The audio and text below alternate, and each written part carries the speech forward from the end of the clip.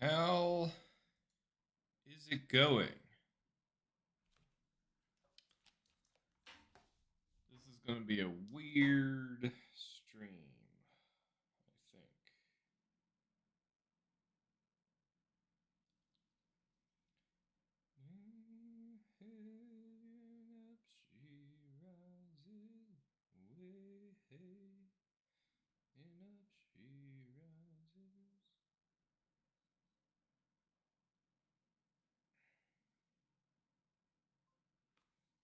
Oh, I see. My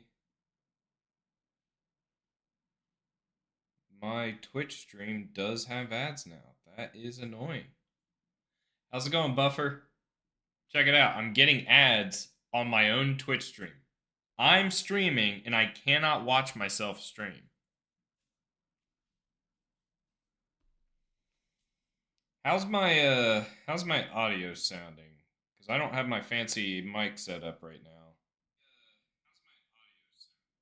A little echoey, but I think it's usable. I think okay, yeah, I think we can work with this for tonight.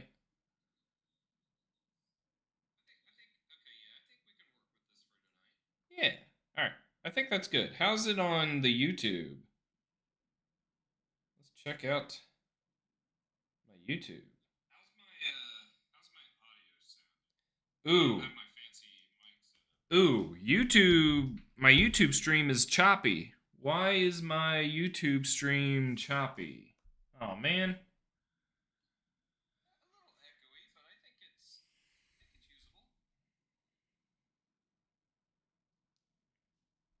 Well, this is gonna be a problem.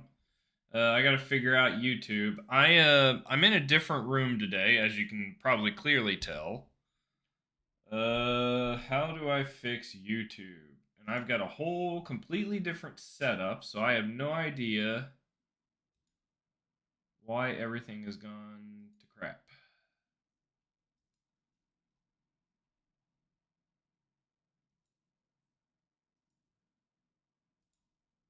How is my GPU resource? Oh, that's why. All right.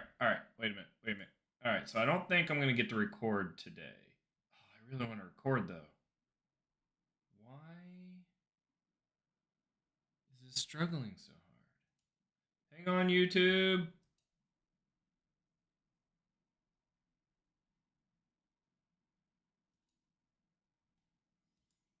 If I switch over to the default decoder, oh, hey Trill, what are you doing?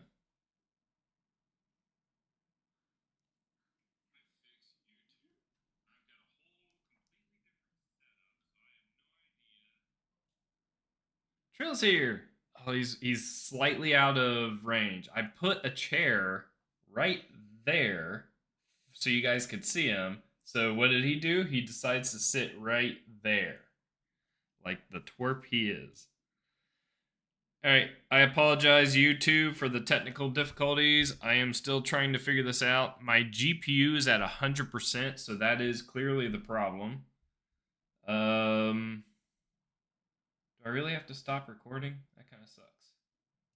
I'm going to stop recording and see if that frees up my GPU. Did that not work? Why did that not work? Okay, I have stopped recording. Because I guess worst case, I can just download my record from the stream. Okay, my GPU is still pegged. Let's see how YouTube looks. I think the problem is. Actually, I really don't know what the problem is.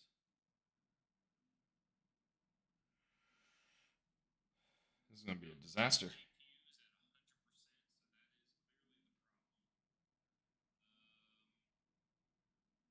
Oh my god, my YouTube is doing so poorly.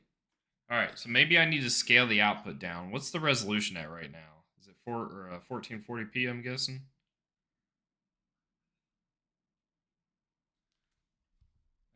All right, 1 second. I might have to kill the YouTube stream.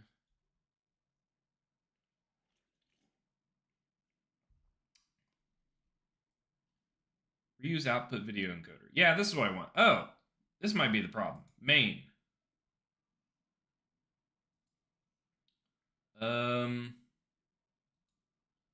Video encoder index. I mean, I'll try that. Does that? Am I gonna have to restart the stream?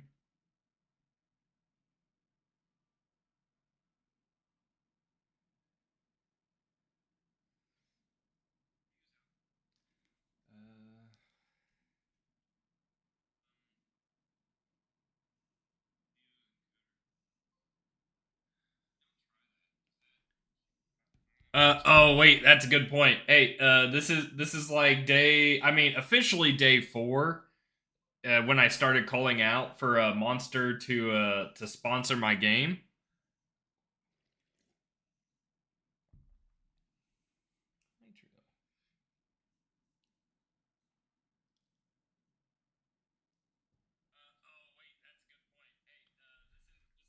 Okay, I think YouTube's doing better. As long as my GPU's yeah. Okay, so this will have to do for now. Because I'm on a different computer with a different streaming setup. I don't remember all my settings, and multi-streaming can be a little complicated. What else are we missing? We're missing audio capture. Where is audio capture? There, we have audio. YouTube's good now. Thank you, madam. Adam.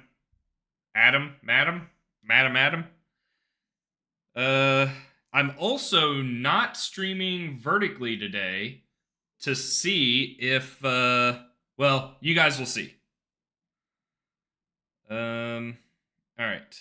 I wanted to check the Twitch music audio. I apologize if you're getting blasted with music right now. I'm trying to get I just got off work, so I didn't really have time to get everything set up the way I wanted.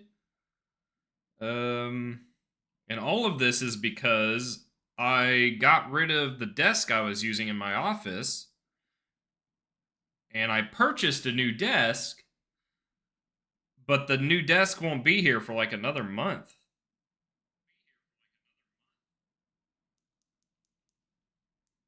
Okay, we've got music. It's not overbearing.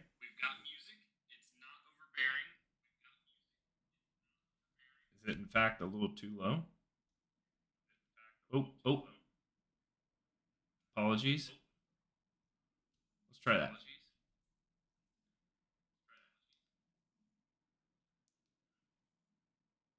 Okay. I think that's good enough for now. If we need it turned up, someone will complain about it. I don't want it to be overbearing. Okay, so here's the real test. We're going to swap over to my desktop here. And I'm going to start typing. And I'm going to need some input from you guys on how annoying my keyboard typing is. Because in my other room when I was streaming, I have the keyboard sounds mostly filtered out. You could still hear some, which I think is useful because you do want to know that I'm typing. Plus, for the amount of money I've paid for these keyboards, you're going to listen to me typing. That's the only way there is to it. Okay, so this is...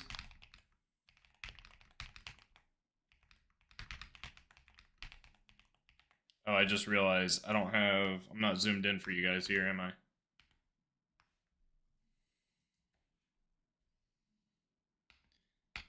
Ooh, I got a better idea. Let's do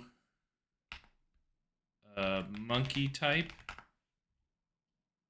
Has anyone ever done monkey type before? Hey, Mab, how's it going? Ooh, does monkey type not work for this?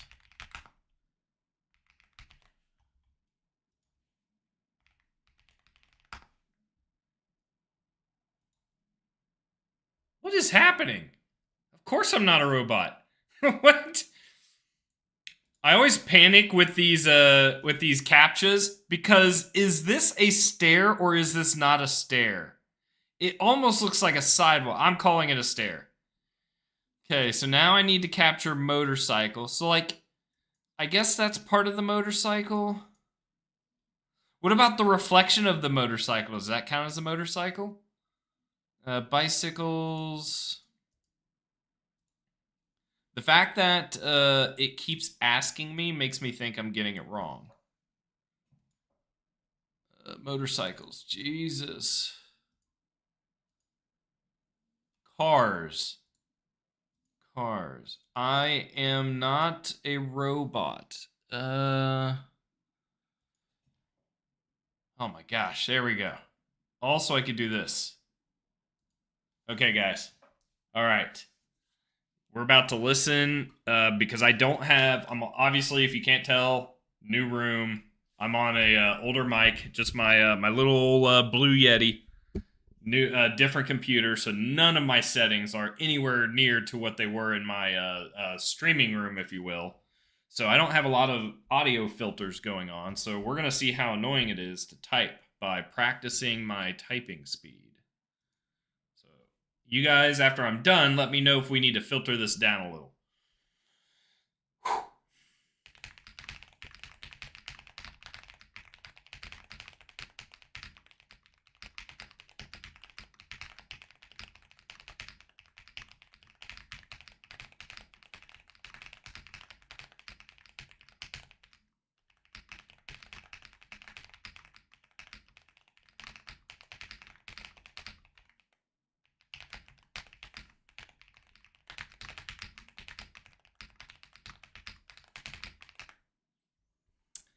105 words a minute, 98% accuracy. All right, how'd that sound?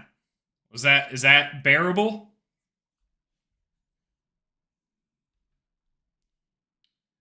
I'm seeing at least one person who's okay with it. I'm not gonna mess with the sound settings otherwise. I mean, it's not like I'm gonna be typing like that the entire time anyway.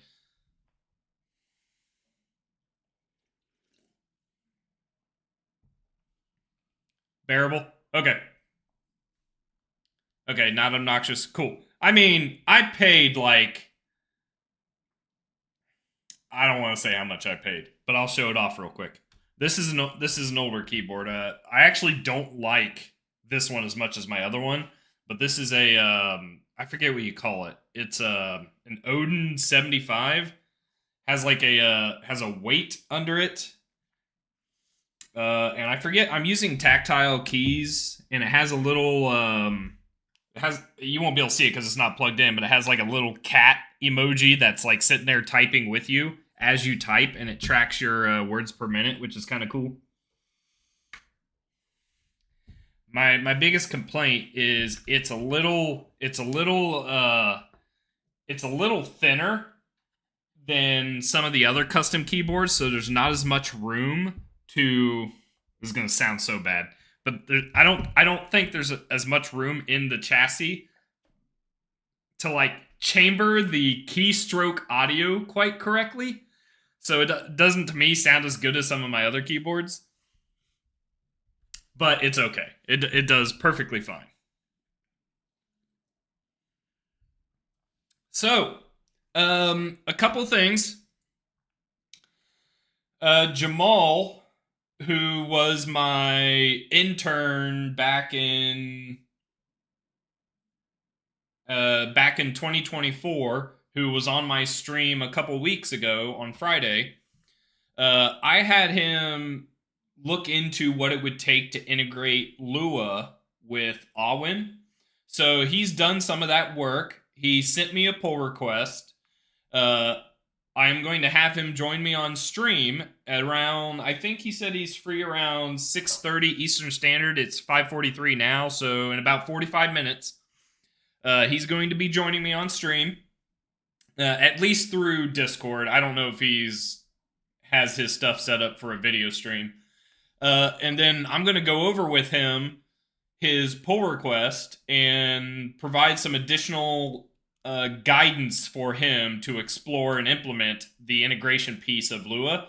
I'm pretty happy with what I'm seeing. I think what I want is possible. So we will discuss all of that in about 45 minutes.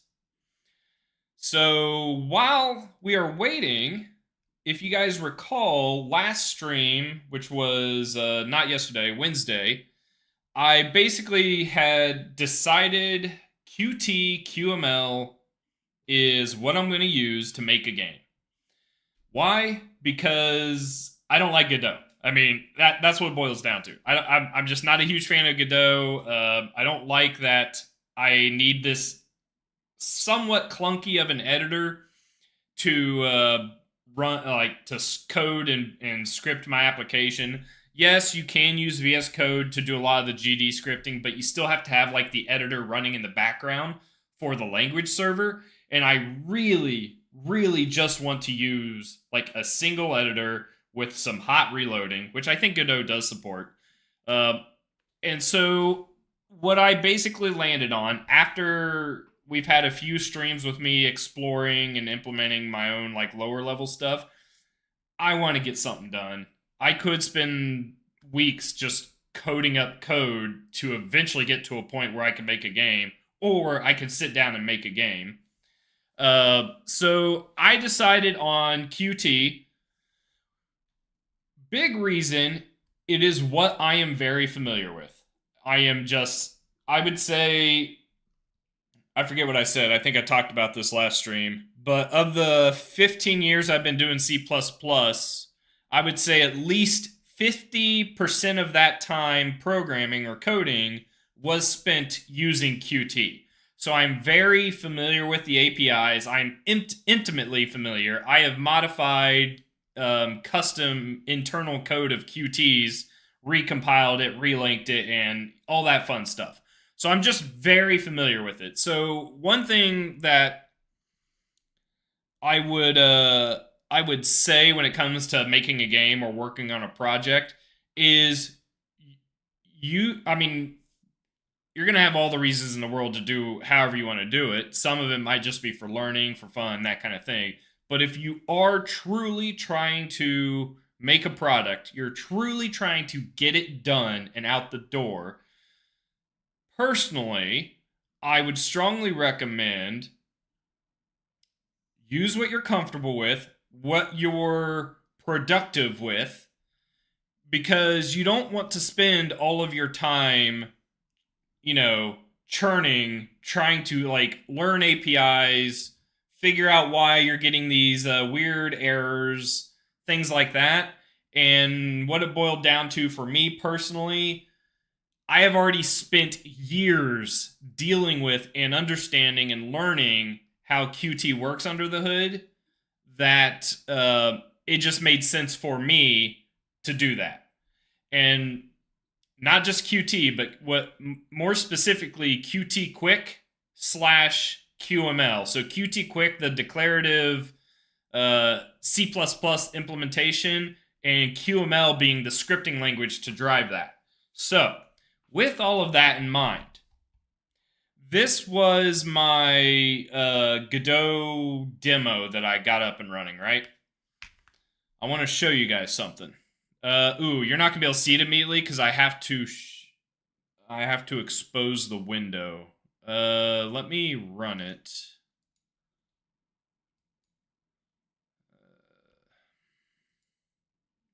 I just realized even my VS Code isn't configured the same way as it is on my other computer, so I'm struggling to like find some of the.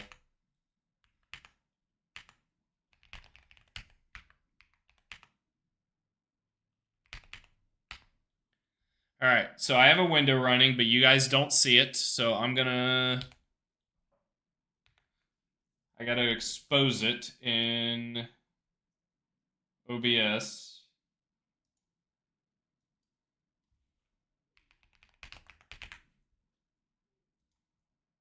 Oh, stand by. Well, I guess I can do this. You guys just look at a black screen for now. Window capture. I'm going to call this window Briarthorn. Thrawn. I could spell that right. Briarthorn. Isn't this the best stream ever? You guys just stare at a black screen. Huh? What do you think? Oh, wait a minute. It's not. You guys aren't really seeing that. Okay. So now I should be able to add scene Briarthorn. Oh, that's too much.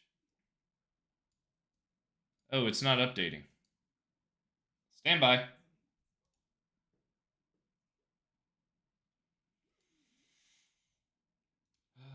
Why aren't you updating?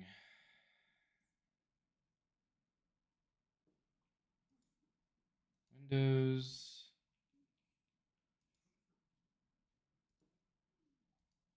Huh? Huh? Wait a minute. It's not showing the, hang on. It's not showing the, title bar for some reason. Capture cursor client area. There we go. What do you guys think? Oh, I didn't mean to maximize it. Still isn't quite how I had it. Okay, I can do that. Let's move it here, I guess.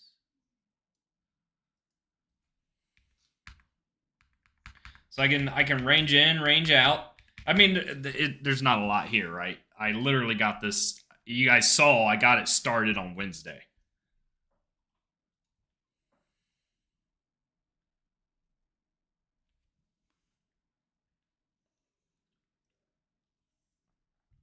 Pointers to members. Oh, you mean like the pimple idiom, the private implementation or pointer to implementation? Yeah, that's fair. It does use that, and for good reason. I mean, there is a very good reason it does that. But if you're trying to do like low level memory, like cache coherent implementation, if that's a hard requirement for you, then yes, Qt will not be the answer for you. For me, where I'm doing maybe a couple of hundred of these guys flying around at a given time with maybe some bullets, some missiles, we're talking maybe some attachments. So at the end of the day, maybe a couple of thousand entities like being processed per frame. Qt is fine. It does more than enough. And if I actually needed to worry about cache coherency for iteration, there's nothing stopping me from just putting the data I care about as like memory packed structs versus using pointers, right? The UI is not going is like it's going to be the least of my issues is what it boils down to. I don't know what you mean by pointers to members if you don't mean pimple, because that's not something Qt does. Having implemented a lot of Qt over the years, or maybe I don't understand what you're saying, which is highly possible. But anyway, I got the heading bug implemented. I got range rings. I can range in and out from 10 to 160 kilometers. I've got it's hard to see because these guys are moving really quick, but they are set to do a pursue maneuver on the player in the center. So they're just flying around with a focus of trying to like fly towards the player. I've just got a random or like a general timer iterating to increment the heading of the player or the turn rate of the player, which is what's causing it to turn. And then let's see what else. I've got the tick mark disappearing whenever it crosses paths with the range label. So there won't be like any weird hard to see like overlapping of that. And then the other thing I added just for fun. I don't know if this is actually something I'll have in the game because I don't know how feasible it would be to do this with like a controller, but you can do drag and drop because long term I do want the ability to give the user the option to kind of like tailor the display how they want in order to beat the game. I want to try and make the UI layout part of what it takes to beat the game. Can the user like optimize their displays in such a way that they can get the information they need to solve an engagement, which might be to just blow up all the enemies. This might be too much. This might be scope creep. So I'm not gonna put too much effort into it right now, but I just wanted to like see that it was possible and it was quick and easy to do. So that's kind of.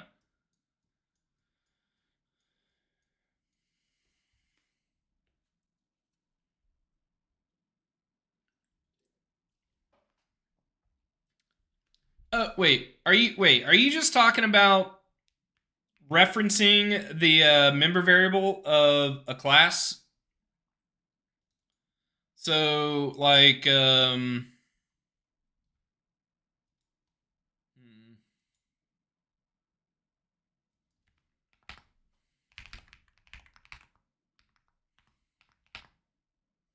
if I have a C++ object here, and I have a sure node, let autocomplete do its thing.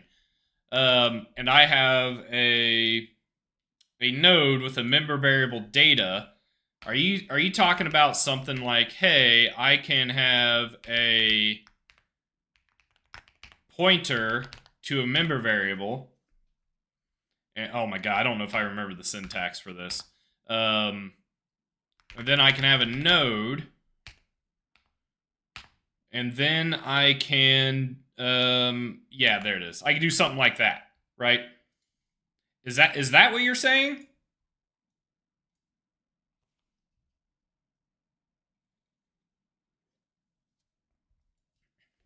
Yeah. What's wrong with that? That's literally C++. I mean, heck, even C does this. You're just addressing a value. No, so Qt uses this for binding properties. You don't have to use this. You can just use C++ lambdas, but that is something Qt does. Yes, because with Qt you would do something like QObject connect. You would specify your node. Yep, you would do like node data changed, and then you would just use like a lambda or something like this, right? So this is how Qt does their signal slots implementation, which when it comes down to like signal and slot implementations in the C++ ecosystem, Qt is probably doing it in the most performant way you could possibly do it, which is code generation. Now, there's obviously people are going to have problems with mock as well, the meta object compiler, but you can't deny being able to generate code to explicitly do the most performant thing with these registrations versus what someone like myself would have to implement, which is really like a runtime registration system. Hopefully, once C++26 is up and running with reflection, Qt will finally be able to replace the mock and just use C++26 reflection.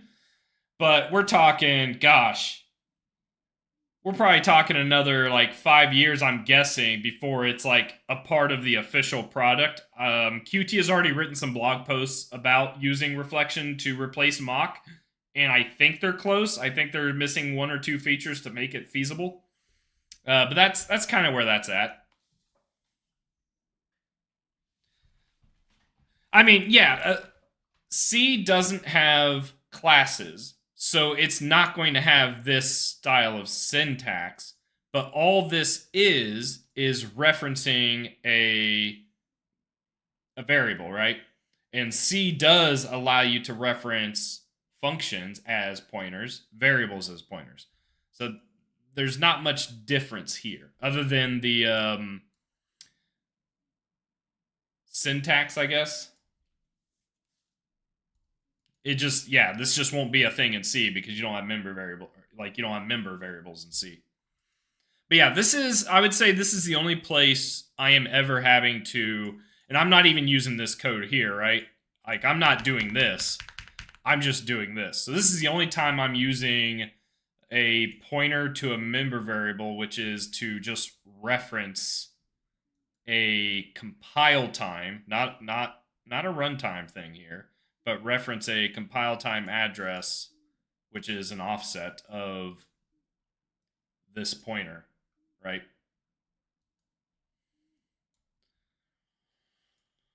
All right. So anyway, the other piece of this equation for using QT was the hot reloading. And I showed this off Wednesday, but it has been insanely beneficial to get this current demo up and running and scripted as quickly as I have. I'm going to swap over to debug because that's where it works. Oh, you guys can't see Trill. I put out a chair for him right there, but he's using the chair right here, so you guys can't see him. I don't want to move him. Ooh, but he might be close enough to hear. If he starts snoring, you'll hear him. Okay, this built.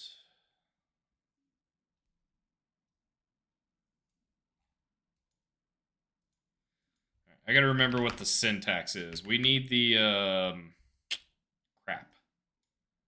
We need the QML previewer, if I recall.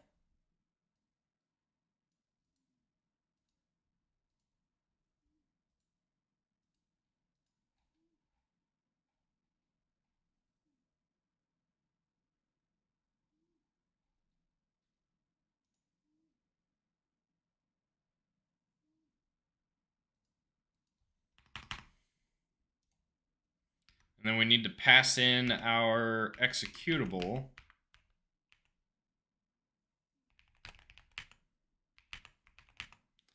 But on top of all of that, my executable actually has to be built to load the file directly and not the QML module. So I want to comment this out. I want to copy path. And then I want to do engine.load QURL from local file.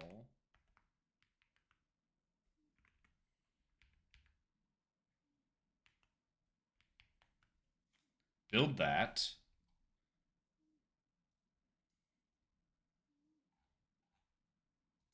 All right, let's see if this works.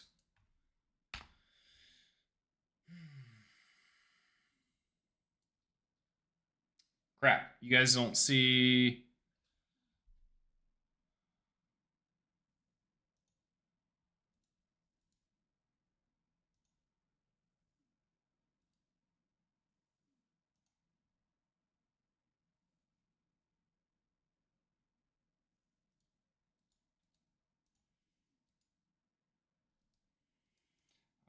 Hang on. I'm going to remove this one. Add source, window capture.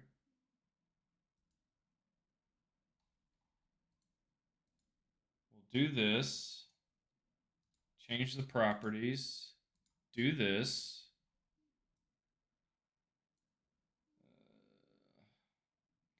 Okay, I think that's good.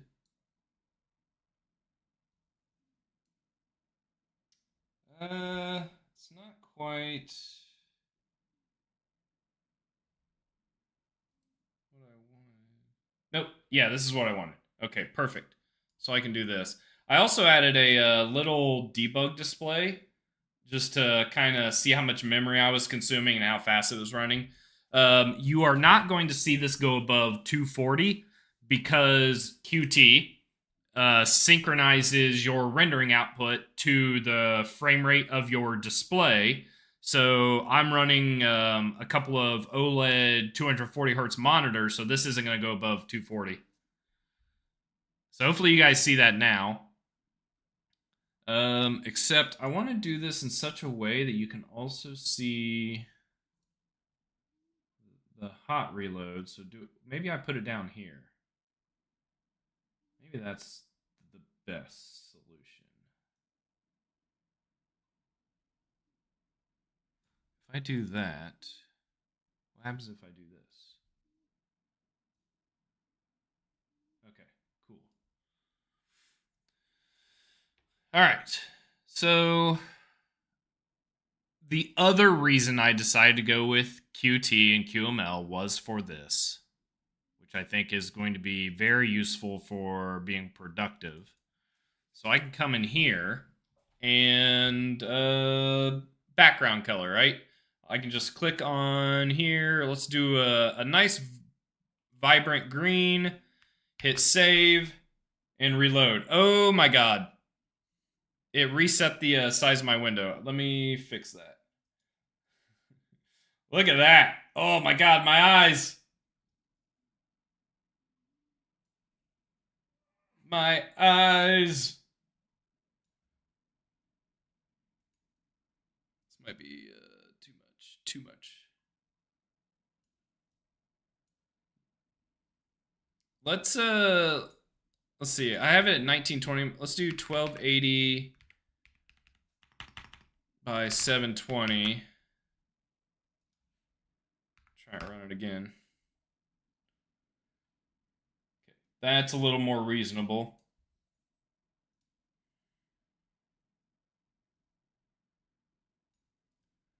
All right. So anyway, that was the intention, was to be able to just do some like hot reload editing. If I wanted to come in and, I don't know, change the color of what the tracks look like, have ownership be like a nice vibrant pink purple color, I can do that. Maybe I don't like it, so I undo it, save it. I don't like this, so I'll undo this. Except I do want 1280 by 720. All right. So that's why I landed on what I landed on.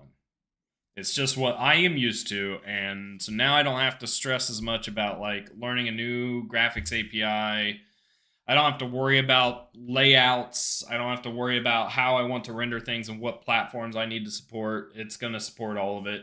Qt Quick supports, DirectX, Vulkan, Metal, OpenGL, like all of it. Qt supports out of the box. I don't think I'll get to it tonight, but I do plan to see what this looks like running on my Steam Deck that I just picked up. So we'll make sure that Qt can run on that, because that is a platform I want to support with this game. But yeah, we've got something. I've got a workflow. That was the goal, to get a nice, quick workflow to be productive, and I can also bounce back and forth between C++ and QML to script all of this logic. So that's kind of where things are at here. A big important missing piece. So the things that I have accepted with using Qt is not a game engine. So it doesn't have things like collision detection, physics. It doesn't have controller support. So that is some things that I have accepted that I'm just going to have to implement myself, which not a big deal. I'll just use SDL3, which supports a number of gamepads, and expose its API to QML so that I can then script up the wiring in QML and have controller support. So I think I have about 30 minutes to kill. So I'm not going to be able to get a lot done before Jamal is ready to hop on. So I think what I want to do is get the SDL3 dependency added to my project, which should be pretty easy to do. I just come in here, I type SDL3, I save it, I hit configure, and it is now installing SDL3. Oh, I'm also streaming only horizontal today, which gives me one other benefit. I should be able to now maximize, and then I need to make a change in OBS so that you guys see this. How do I do that?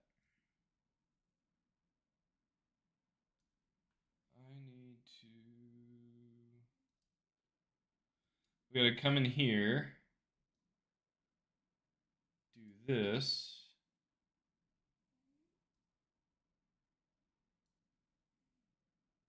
Go back here. Oh my god, my face! Make sure I am here. So now I need to position myself and chat in such a way that we can still see what's going on. I think. Would I be better here? If I'm looking this way, though, doesn't it look like I'm looking off screen?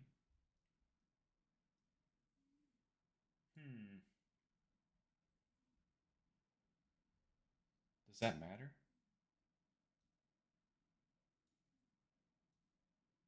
I could just put myself in a corner. And then chat.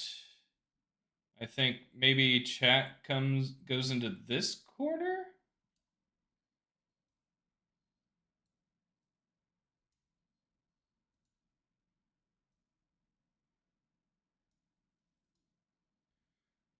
I don't know, guys. I had everything working vertically, so now I don't know what works horizontally. Because all of my stuff's going to be here. All of my coding is going to be here. I don't know how much you care to see what I'm... the output of compilation. So this makes me think it's okay.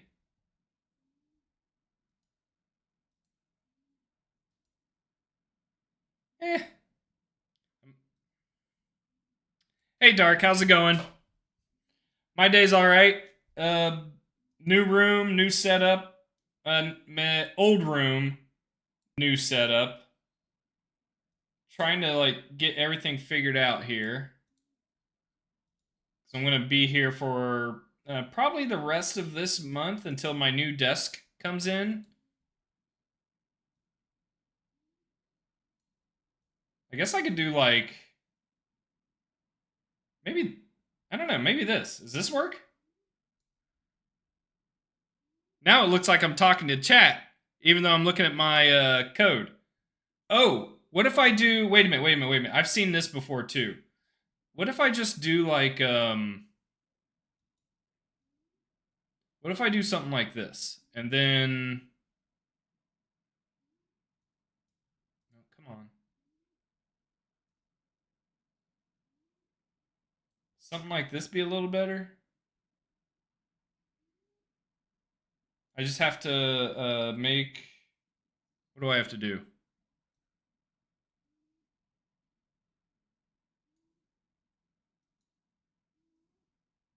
Oh my god.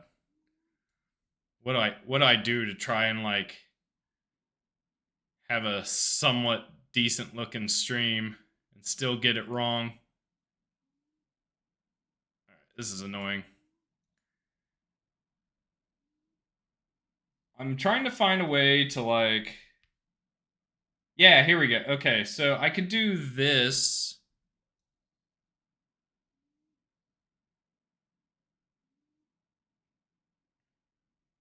Maybe this works?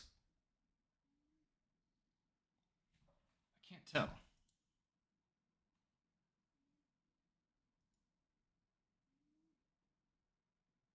Something like this. Maybe this works. Similar to the original, but there's a little bit more like horizontal display. So there's like, I don't, like, at least for me, because I'm coding with like the text zoomed in more, so it's easier for you guys to see. It's actually kind of a pain in the butt for me because I don't get a lot of horizontal space. So having something like this would be a little nicer.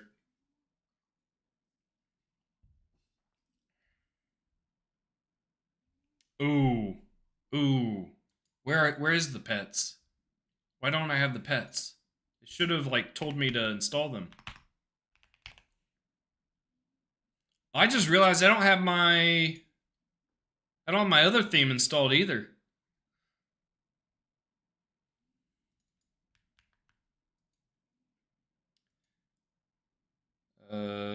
pets. Oh no, how do the pet's all alone. How do I forget how to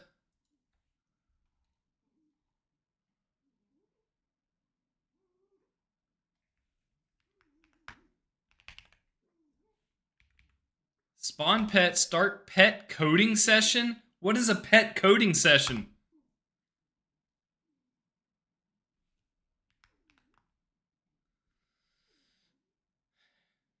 All right. I don't remember how I did this. There's a set solver.py. I definitely didn't do that.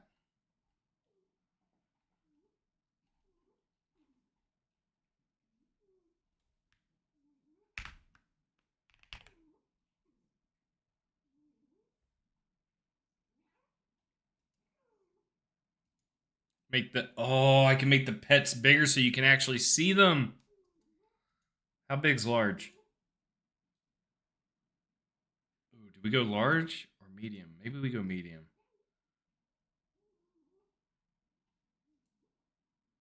Explorer versus panel. What's the difference?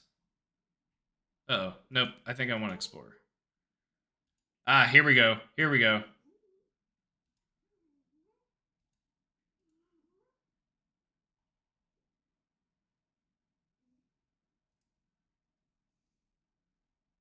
Okay.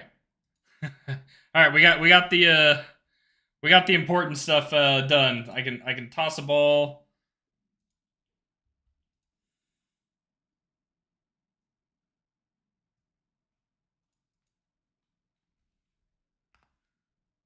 Oh my god, that dog's on fire.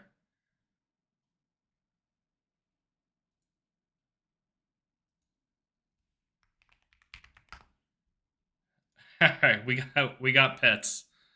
All right. Where my theme's wrong as well. I had the cat Pachin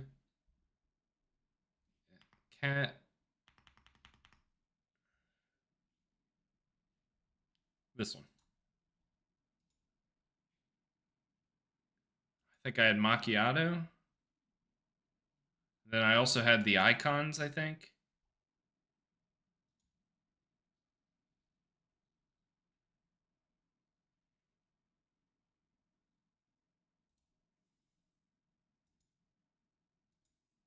All right, we are so back.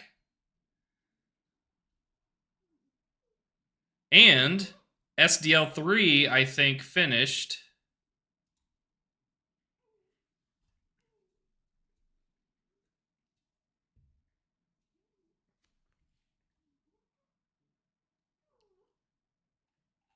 Ginger Bill rocking some C++.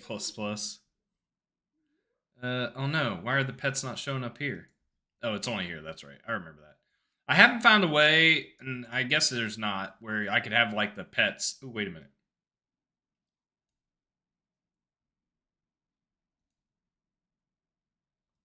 Dang it.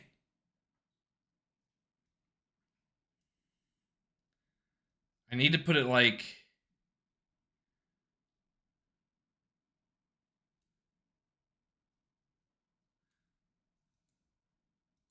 Yeah, there's no way that I can find to like make the pet its own. Oh,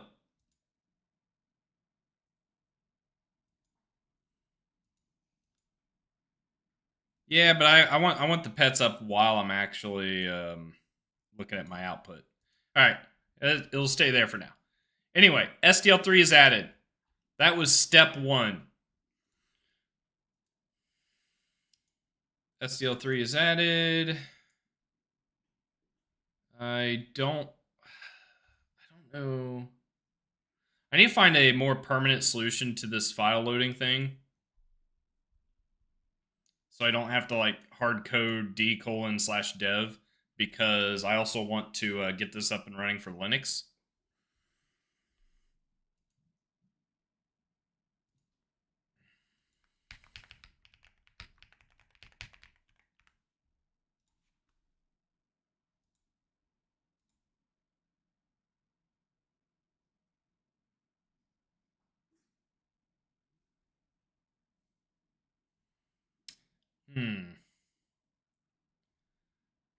Okay. Easy enough. I need to add. What do I call it?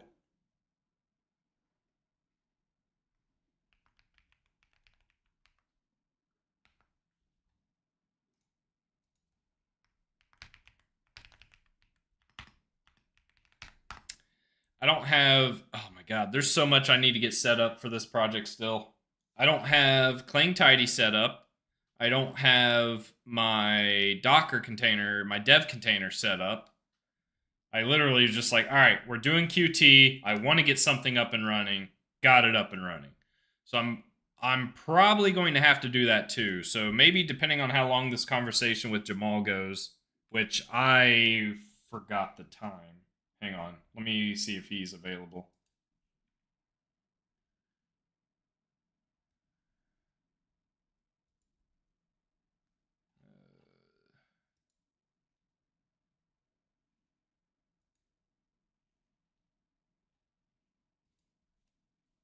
Okay, looks like he's good.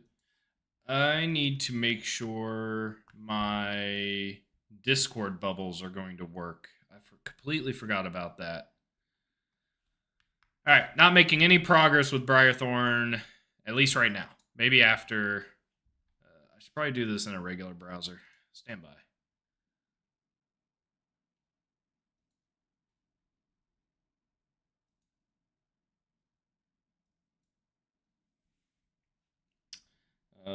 What am I doing? What am I doing? What am I doing? Discord OBS overlay. Discord OBS overlay.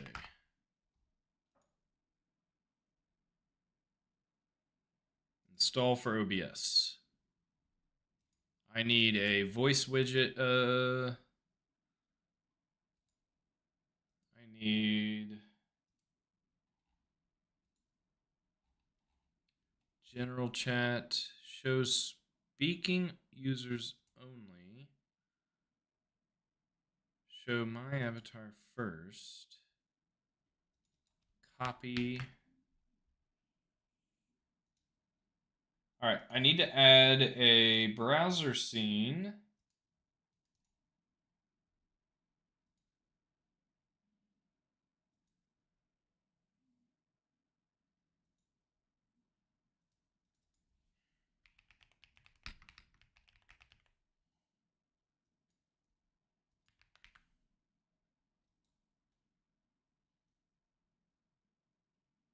What browser do I use? I use Chrome. For better or worse, I use Chrome. A lot of my work makes use of it, and it's just easier for me to just stick to one browser. How should I do this? Maybe I move you and myself down a little?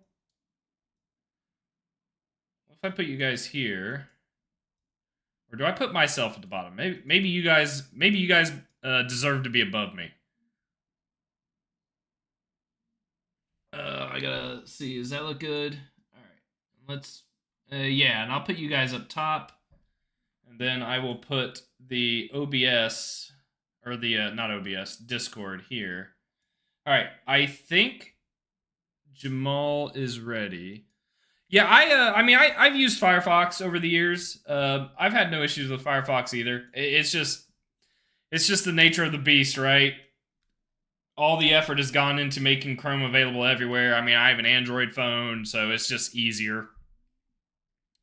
And credit where credit's due, I originally started using Chrome explicitly for their tab complete search in the URL bar, and no one else was doing that when Chrome was doing it. No one that I could find. And so the convenience of that had always had me going back to Chrome, and that kind of led to my just sticking with Chrome. Now, these days, I think just about every browser does it, but no one was doing it when I originally started using Chrome, which is why I did it. Okay. I'm going to hop in Discord and see if Jamal is ready. Let's see. Which probably means I need to turn down. I guess I don't know if I need to turn down the music or not. Maybe not. We'll try this.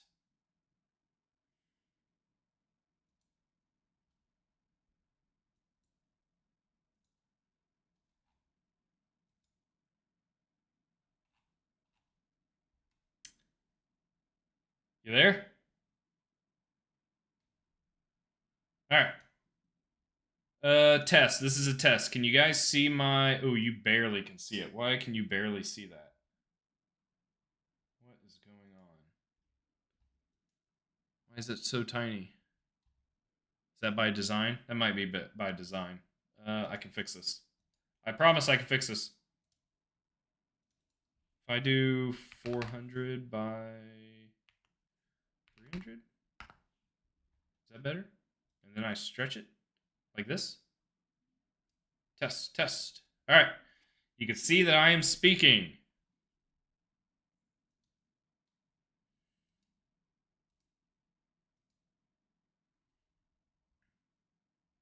All right. So I think Jamal is possibly AFK or not here yet. So wait for him to come back. I guess the other thing I need to actually do is make sure I have Awen checked out. I am so behind.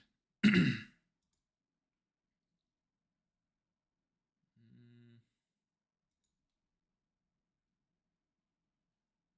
my god. Yep, I am behind. I suck. All right, so let's do. Hey, how's it going?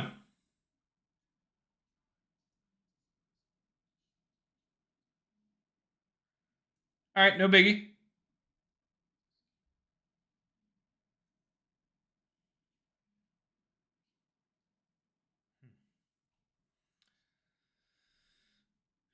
No rush. I'm just now getting. I'm on a different computer, so I need to get Awen set up.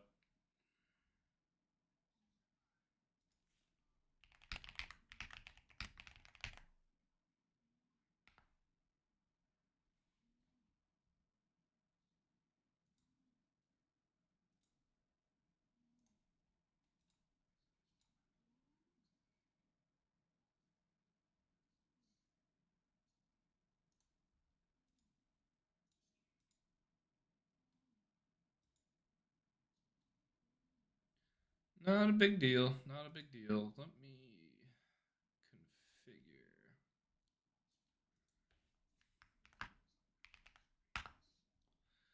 So is it just not like picking up your mic or something?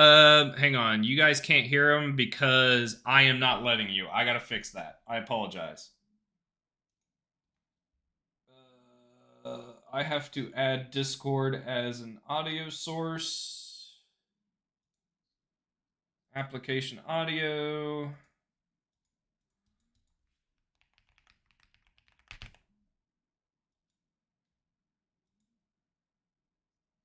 My options. I guess I can sign out and sign back in. Let's see if All that right. works. All right. How about? Ooh, I can hear me. Wait. Let's sign out and sign back into this. Let's see if that All right. works. This is a test. Can I hear myself through you? All right. I think we're good. I think chat can hear you, Jamal, and they said hi. Tell them I said hello, hello. All right, let's try this. I'm gonna try this and see if this works. Otherwise, I guess I'll have to use an MacBook. I'm really not wanting to today. Ooh, I'm not. Let's see what happens when I do this. Please. I'm gonna pull that off stream for a sec. I'm not signed into GitHub on this computer. Oh no, what's my password? Is it this? Nope, it is not that. How about this? Nope. Uh-oh. Oh man. Why am I struggling here? Let's try this.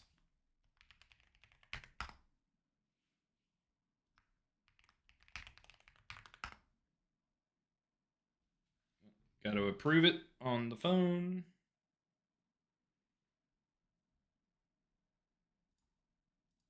Got to authenticate.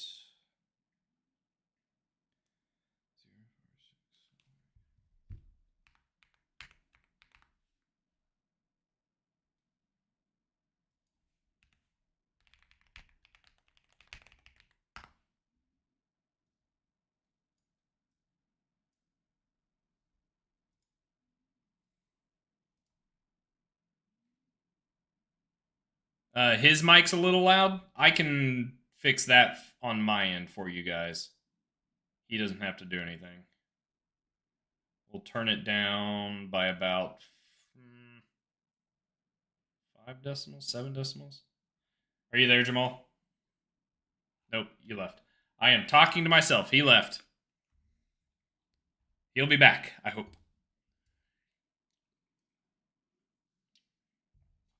Okay, so we are going to be looking at his pull request.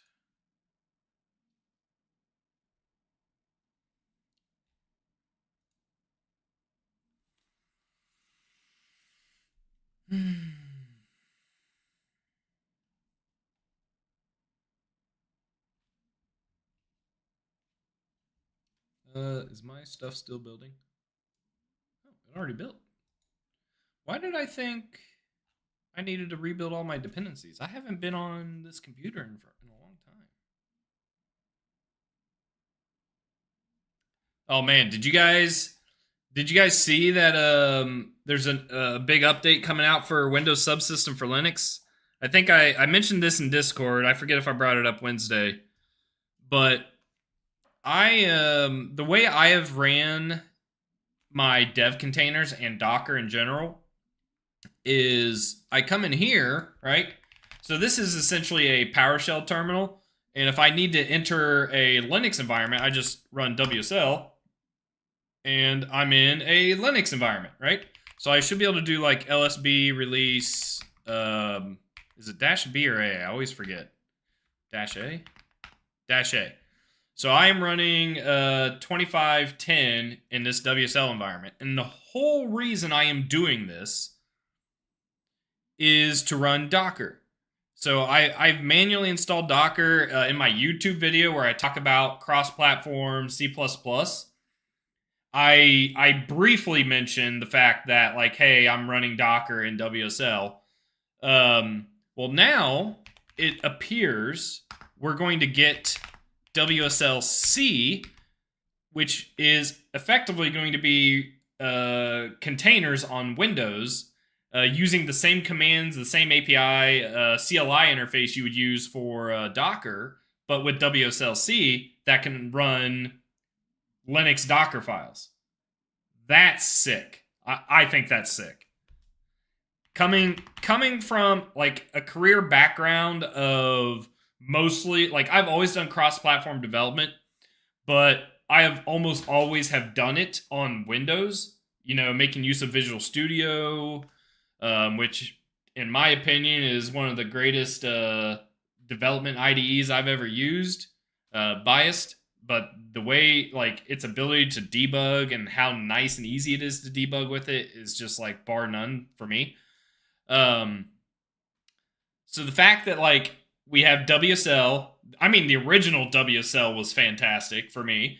WSL 2 is just insane. And then now we're getting WSL-C. Are you back, Jamal? Yes, give me 1 second. I'm going to try to download Discord now to see if this works. Okay. All right. How was Jamal's audio, guys? Was that good now? Or is it still too loud?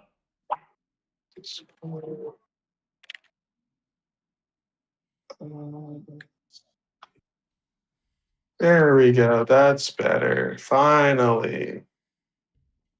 You got it working on your computer? Yes. Now let's try to join this way.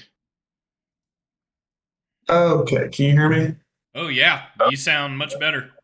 Oh, thank you. I was like, I don't use my MacBook today. I was like, it's not worth it. Okay.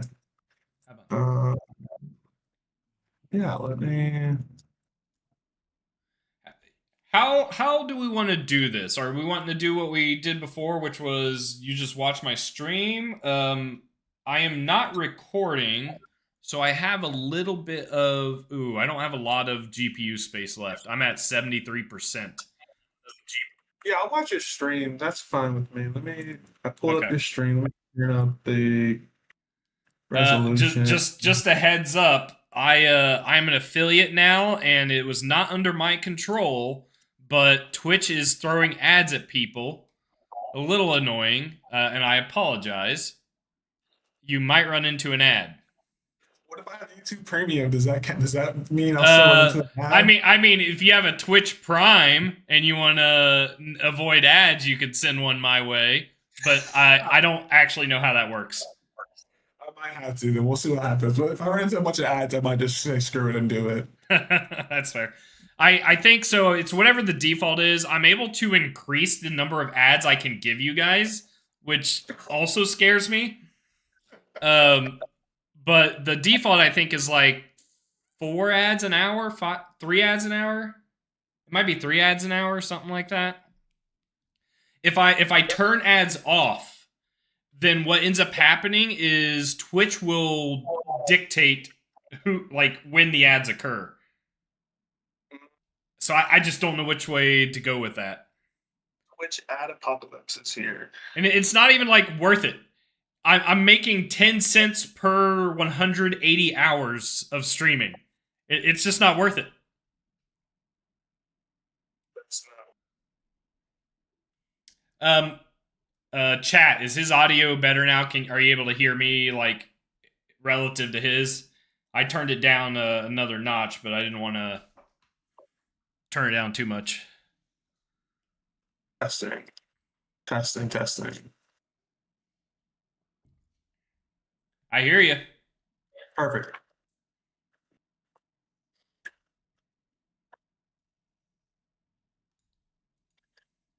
Slightly louder than yours, not by much. Thanks, Twitch. Yeah, you don't have to worry about it. It's all like you sound good to me, but Yeah. with my OBS setup, I just had to turn you down. Okay. Okay. How would you like to start this? I will walk through what my thought process was. I know we talked about. Let me ask you this real quick. Should Yeah, I switch over to your branch and we just run through walk through it in VS Code? Would that be easier? that would be easier. Let's do that actually, versus using the IDE for the Okay. GitHub. All right. You're on 45. Implement Lua. Yes. Okay, let's just do that. And you basically touch the it's its own thing. Perfect. I made sure to touch Awen so I can use that as a reference. I did not implement the what was that? That was the on event or something. You had to, let me check. I have it pulled up. Does it actually? Did you actually? Does it run? It does run, Oh yes. It shit! doesn't. The only thing it doesn't do is the on events with the mouse, but I did not get that far. Oh, I that's was fine. like, That's fine. That's yeah. this is more than enough. I just wanted to make sure like some stuff would compile and you could prove like inputs would lead to outputs. I actually wasn't expecting this to just run. All right, so I built it. I am going to try and run it live demo in front of people. How confident you feeling first try?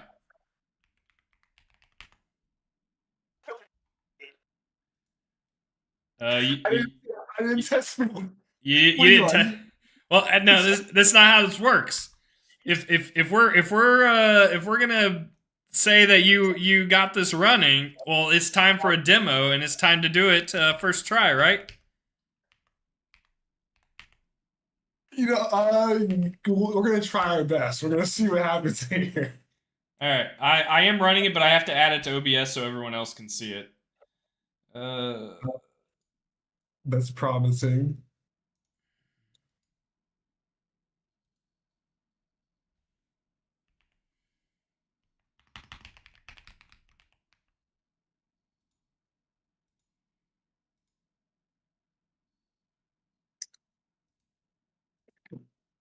Okay.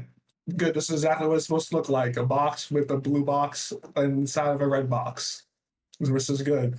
Nice. And so you did this through Lua, right? Yes. So what that means, I should be able to just modify the Lua file and rerun the application, right? Correct. Now, here's a question. Good question. Okay.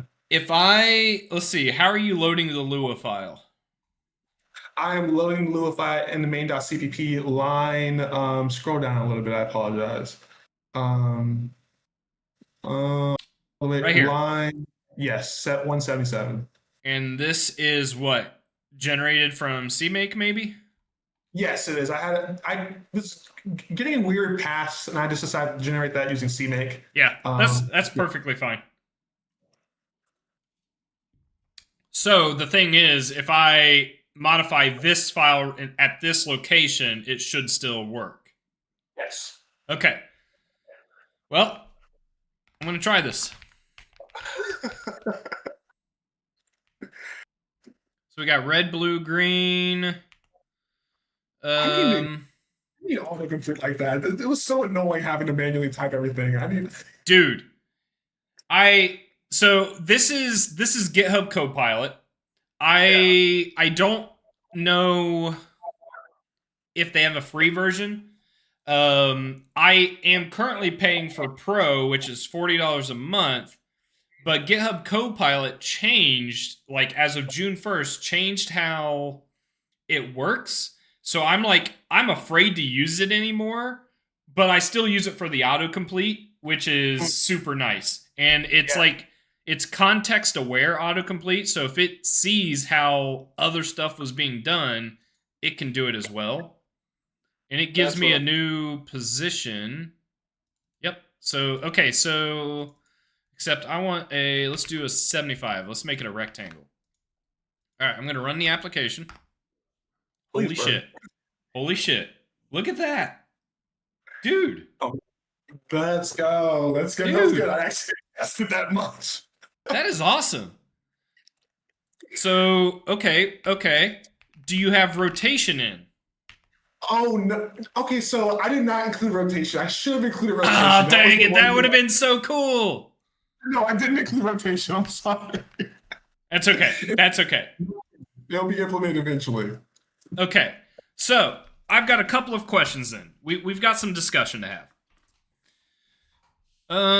Let me move this over here. I don't know Lua, okay? I don't know if you hand this project over to someone who does know Lua. Is this normal Lua behavior right here? Do you know?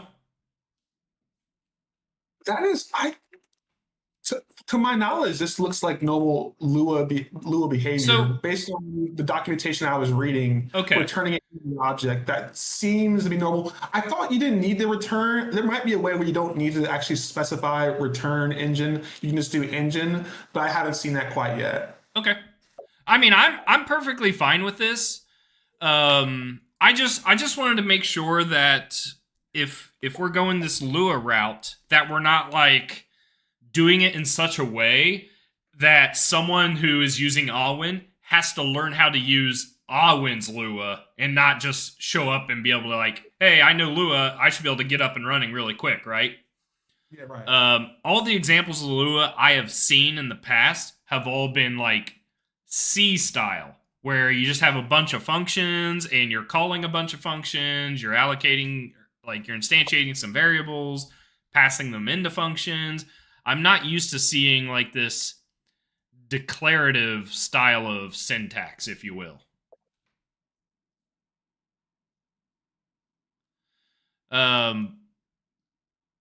Cool. This is exciting. So then, in theory, we could like what? You could add your own Lua function. Yes. Except I don't know how to write a Lua function. Value. Return. Yeah. Okay. Let's do this, right?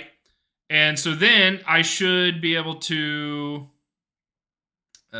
Something that would be obvious. Let's do this one. So I should be able to do something like that. Run your application. Hell yeah, dude. So now we can declarative style syntax,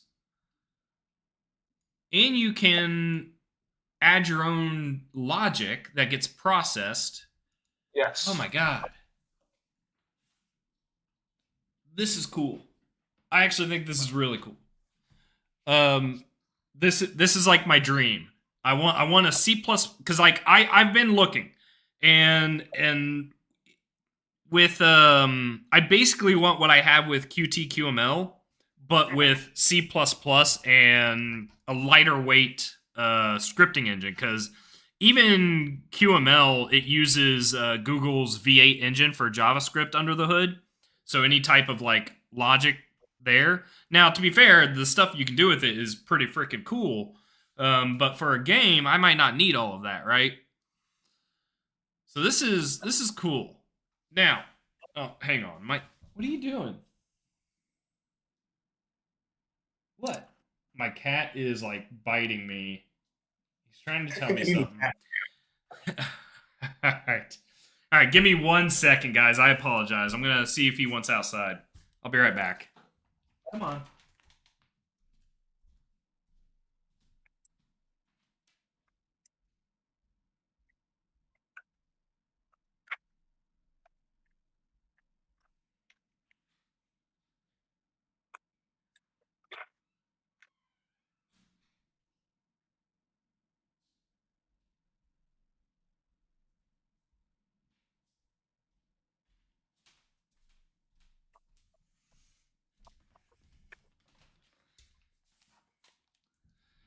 All right, don't let me forget my cat, guys.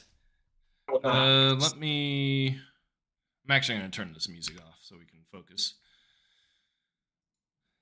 Yes, we are in a different room right now. I sold my standing desk so that I could buy a much bigger standing desk because I want to support 2 sets of dual arm monitor mounts so I can run 3 monitors and then have that 4th arm run this little doohickey along with this little doohickey.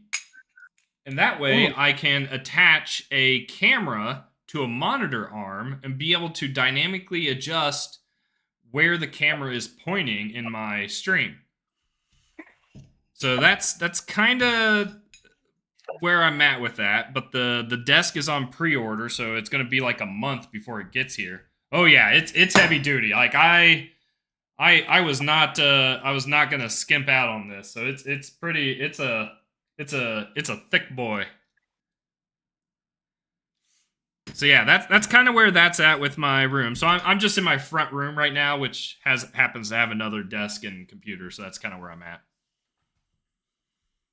Oh yeah, it's gonna be. All right, cool. So this is awesome, Jamal.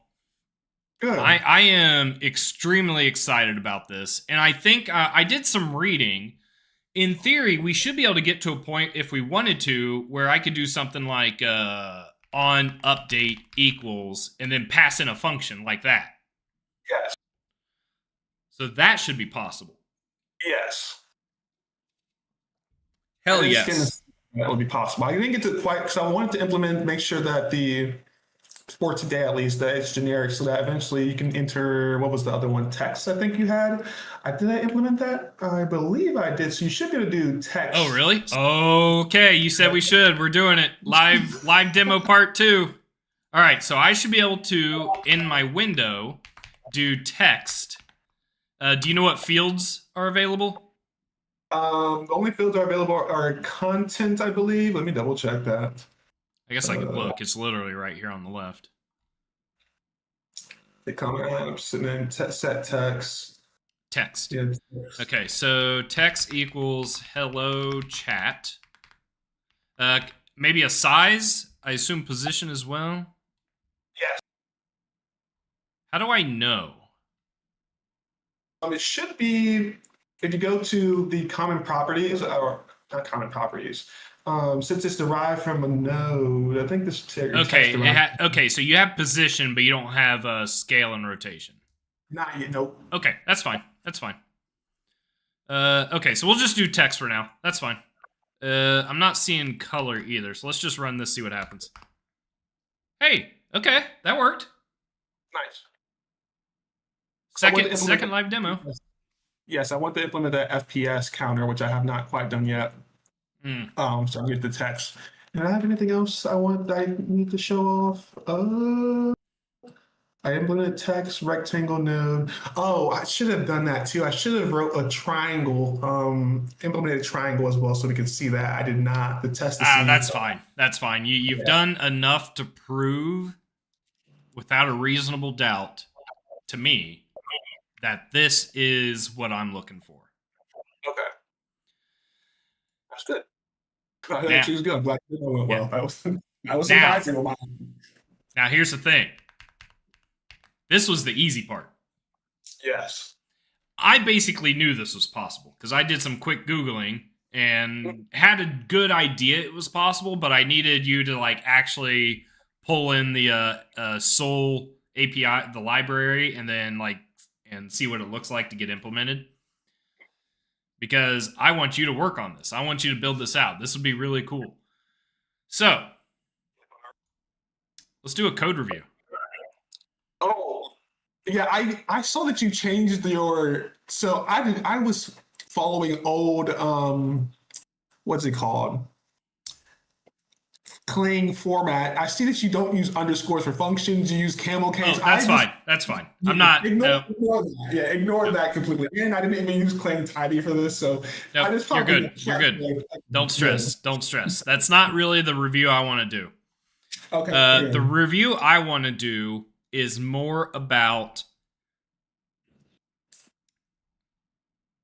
the next evolution of Awen and how we would handle supporting Lua easily, right? Okay.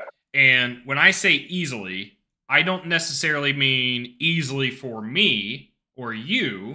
I mean easily for someone else using this framework, okay? So what does that mean?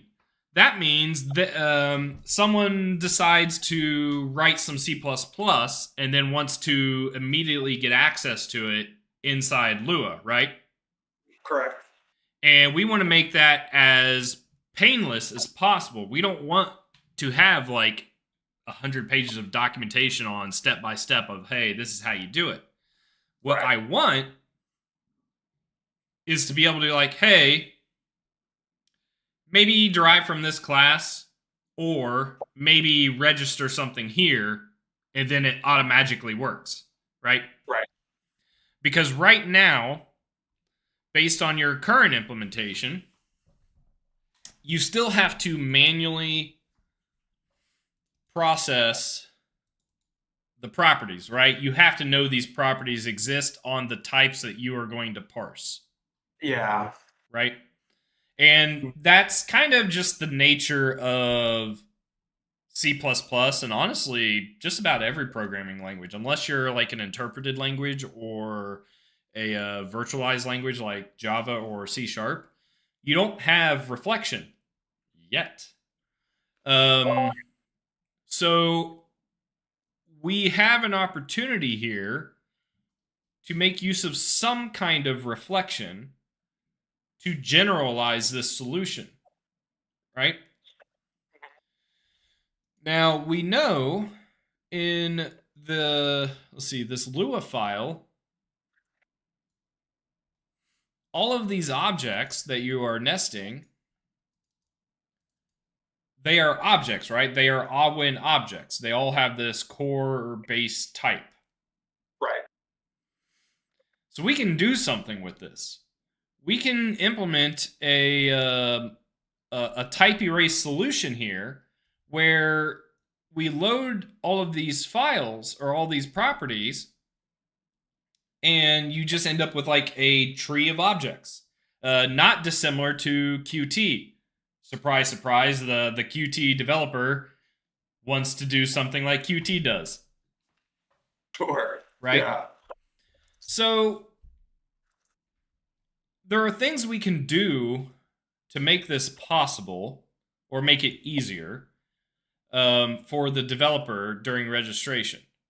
Now, there exists some C++ libraries, so we could potentially use something like, I think it's called Reflect C++, I think. I just recently learned of this library.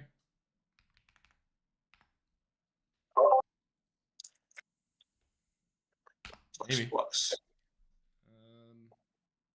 browser's not wanting to. There it goes.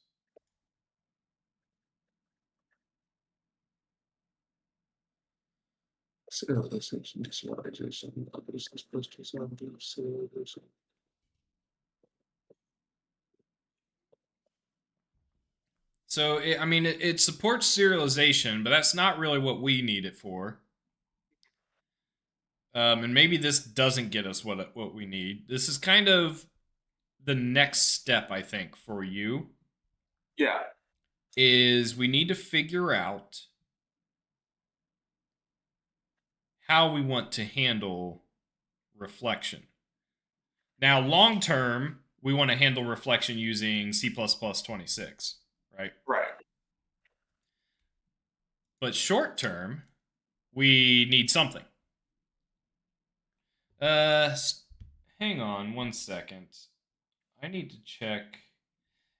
Is my YouTube choppy? Not on my end. Seems fine to me. Does it? Okay. I'm getting an error from YouTube saying it's like poor quality or something. It's surprising how much of a configuration nightmare it is to get all this stuff up and running so like the stream works like you expect it to. Looks And fine on mine. okay. I mean, as long as it looks fine, we're good. I'm not gonna stress too much about it. Yeah, chat can say something if they disagree, but the Okay. stream quality and We're good. stream, yeah. Okay. So we have a few options here. We have an opportunity to, build up our own little reflection API and library to handle runtime reflection. So we register our member variables, we register our class, and then we get access to a list of all the member variables, the class name, maybe a stringified or serialized version of the contents of what's in a member variable. Right. Which is what I think something like Reflect CPP would get us, is that serialized state. I don't know what all types Lua supports, right? Yeah. But it looks like Lua we can lean on to take these values here and serialize them to a property. Correct. Um, And they support like double all the primitive types, smart pointers, tuples, callables. But how does Lua know I'm looking? So you call table key. So key would be like the property name. Yes. And it returns a table value. Yeah. Yes. Which in this instance contains an X and a Y. Mm-hmm. And then you look up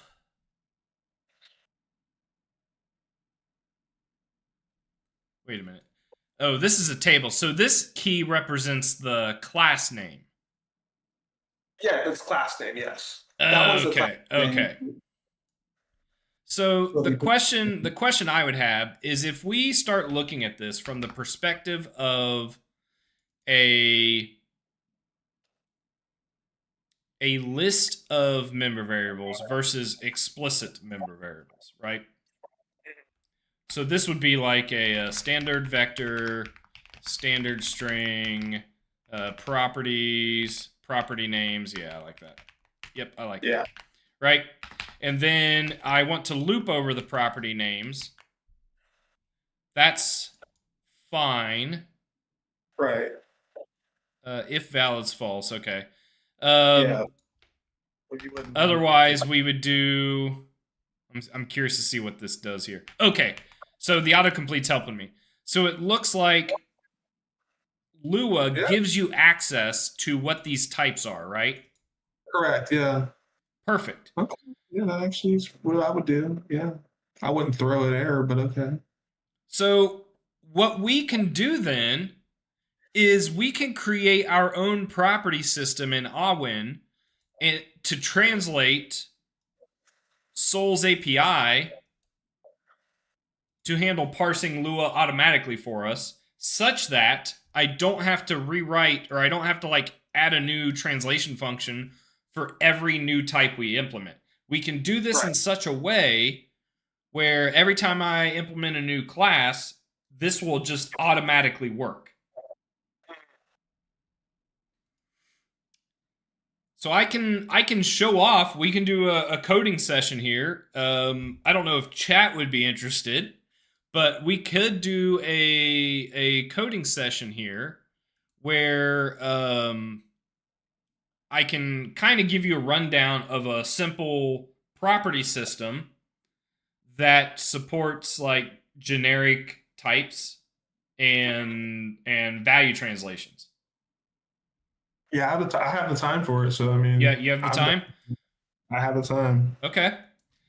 So I think what I'll do is maybe I'll still be on your branch Yeah. and I'll just do it like in here. And yeah, we'll do Okay. that. So step one, and I'll probably do it just to keep things easier on me as a header and CPP file versus a well,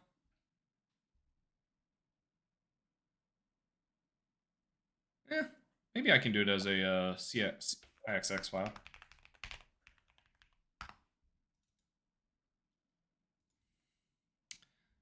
Except you don't have the support, so I need to add that.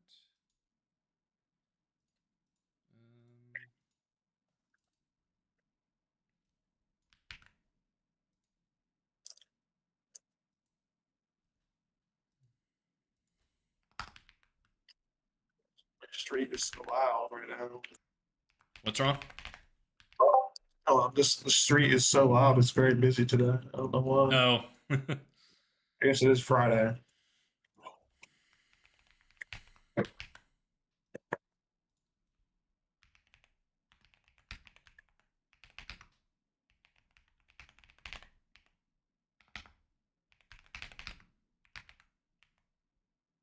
no, we're not doing that. All right, let's see if that compiles.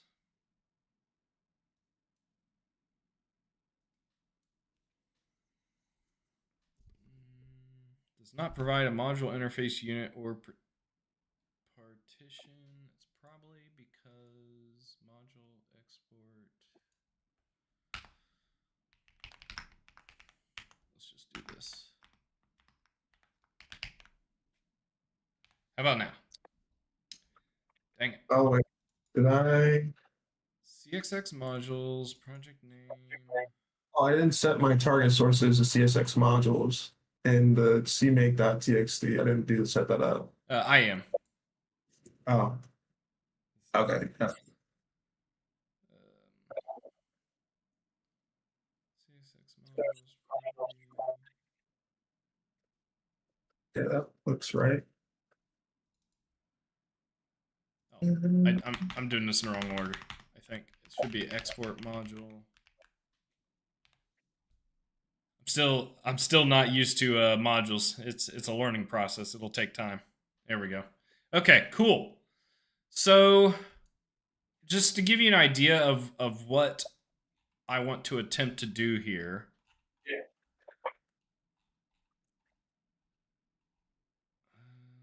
Where should I do this?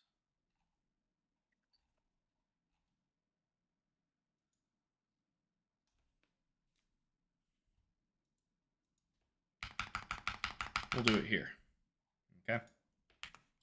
The goal is to do something like auto property equals standard make unique Lua property, and then give it a type, right? Right. So that type being something like an integer, for instance. But we also want to be able to assign our member variable to this type. So under the hood, it's going to look something like so what's you're using rectangle, right? So if I have a rectangle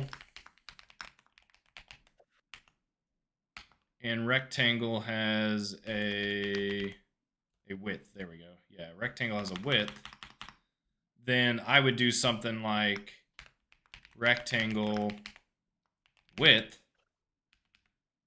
and then give this a string name called width. Then what can happen is, from the perspective of property, I can call set 100, and if this is a valid type, it will apply that. It will set this type internally to width. And then if we ever needed to get the type out, it would probably look something like, or the value out, it would probably look something like width equals property get, maybe it's a float and not a int. Right? And then under the, and then eventually what would happen is this rectangle object would have a list of these. So I could get to a point where I can do properties equals rectangle get properties, and it would be a list of these properties. And yeah, the property would have a name. You could get the value as a string, that kind of thing. So like that's kind of the goal here. Because if we can do this, and we can get what the type of our property is, then we can write some generic code that would, while we're parsing the Lua, we can get the state of our property to determine what the values are and what to pass in. And now, anytime we add a new type, it'll just work. Okay, that makes sense. So we need to think about some of the things we're going to need here. Please don't give me the ad. What's wrong? I was saying, please. It said ad break in 90 seconds, and I'm like, I have YouTube Premium. Oh no, this is perfect. You can tell me if you actually get an ad or not. That was at 7:03. It's 7:07. Oh, I didn't get an ad. Okay, cool. Yeah, okay, I don't know how that's actually working. So I don't know like who's suffering from it and who's like doing okay. Yeah, I think if you have YouTube Premium, you should be good. Because I didn't get an ad, and that was 4 minutes ago. That was 5 minutes ago. Oh, you're on YouTube. I'm sorry. There, that ad break that's popping up in chat, which I don't know how to turn off. That is Twitch. Oh, I see. So you can hear no ad. Okay, yeah. Yeah. But it's YouTube. Okay. Yeah. So that's Twitch. Okay. Okay. So a couple of things. Property. We know we're going to need a name, right? Because that's what we're going to map to Lua.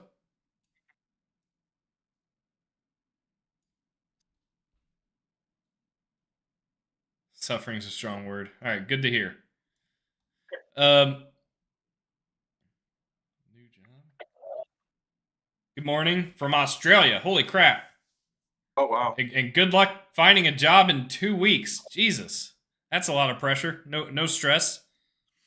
Anyway, we're going to need a name on this property in order to like map to these values, right?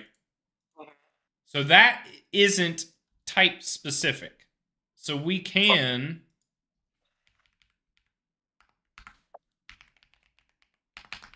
just put that here. and call it name. What are we doing today? All right, so just a catch up for anyone who popped in the stream recently. I've got an old colleague of mine on stream. We are looking at his exploration of integrating Lua with my C++ framework and how it might work or interact with each other. And with that, we did get something working. So it seems. Oh nope, I can't run it right now because everything's broken. But basically, the idea is we should be able to script up nodes in Lua to build a UI, a game, what have you. Or choose, if you choose, use C++ directly.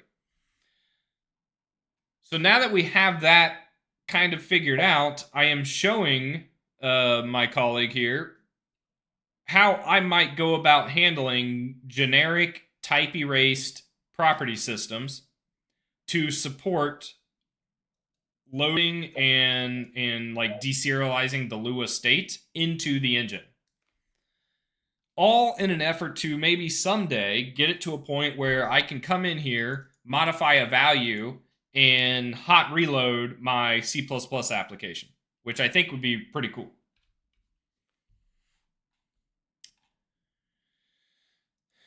Okay.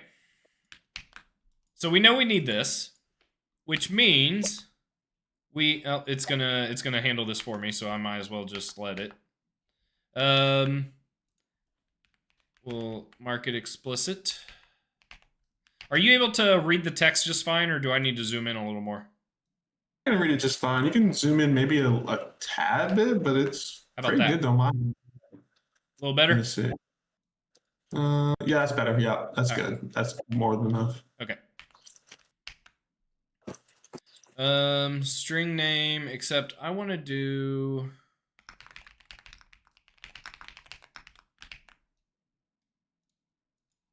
Yeah, I want to do a view instead. Same here. And because we are returning a view by value, this can be no except. And we can make sure that compiles.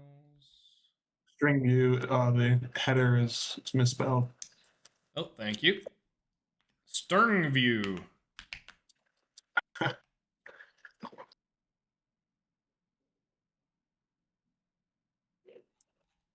Okay.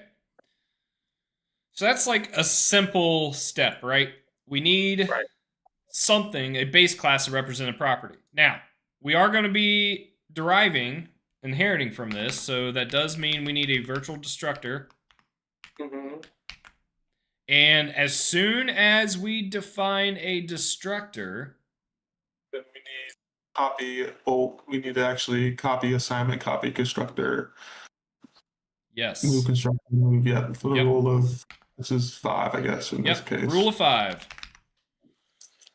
What I'm becoming famous for. Let's see here.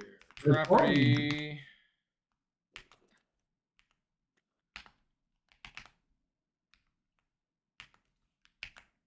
Nice. Does it for you too. Oh my god, it's so nice. It's typing. Yeah, I strongly recommend. I don't know if there's other LLMs that are doing it, or if it's specifically Copilot that's doing it because it's Microsoft's product. But it is nice having a having the autocomplete for sure. We can't do even if it gets it wrong sometimes. Copy. So there's a lot of return type. Yeah.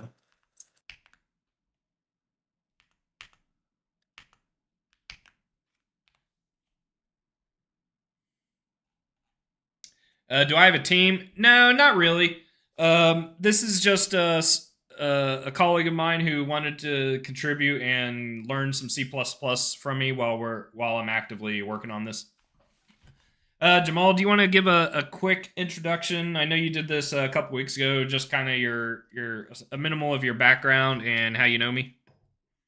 Yeah, so I know Funan from working under him as an intern.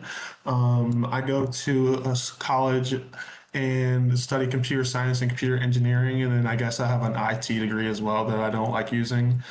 Um, yeah, just while working underneath him, I really enjoyed how much I've learned, and I learned more actually on the job than I have in my.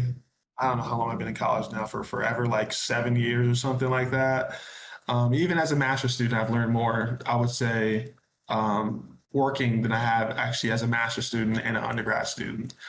So I asked him, can he actually mentor me and provide me some guidance on how to improve? So I've been reading some books on my own, practicing code on my own personal projects, watching YouTube videos, watching his stream, and overall just like, and just trying to enjoy the journey, honestly.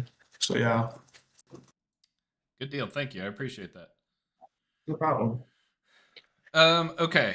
So we have a base property class, right? Yes. Now we know we want our properties to support types. Yeah. Right. Do I accept contributions in general, or is this an exception? I'd be down to help. Um, I would say at the moment, I don't really accept contributions, mainly because I don't have enough time in the day to work 40 hours a week, stream 10 hours a week.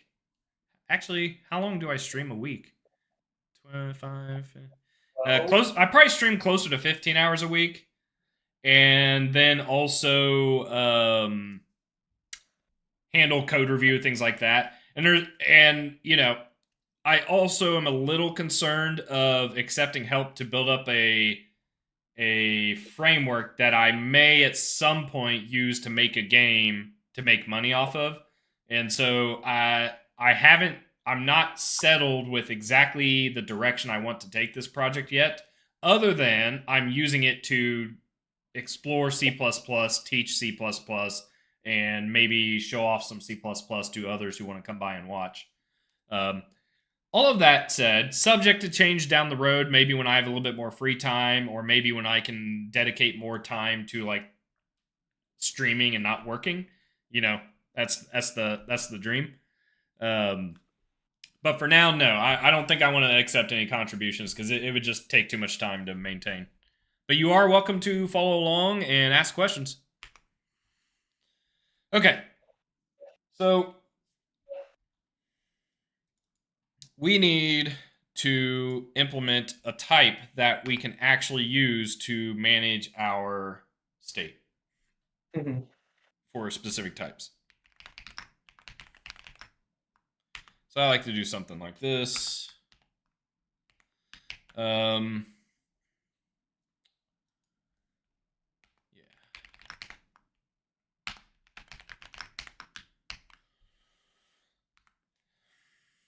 Now we talked about, and this might. Okay, cool, awesome. So you know how in Qt you can register like a reader and a writer. Right. You can kind of see the autocomplete starting to do that for me, right? Mm-hmm. Music getters, etc. So it's basically like defining a getter and setter for a type. That Mm-hmm. way, when I register this templated property, I can pass in a lambda for the registered type. Yeah. So I'm going to go ahead and use that for now. It's maybe not what we want to do long term, but for now, this is probably good enough. Because this gets heavy. So standard function is heavy, and this is going to make our object heavy. And if we end up like having hundreds of objects, you're making a game, you're making a UI. This is just kind of brutal. But for now, for like figuring out the interface, the APIs, this is okay. As long as we keep it under the hood, we keep it as like private implementation, it should be fine. We can just swap it out.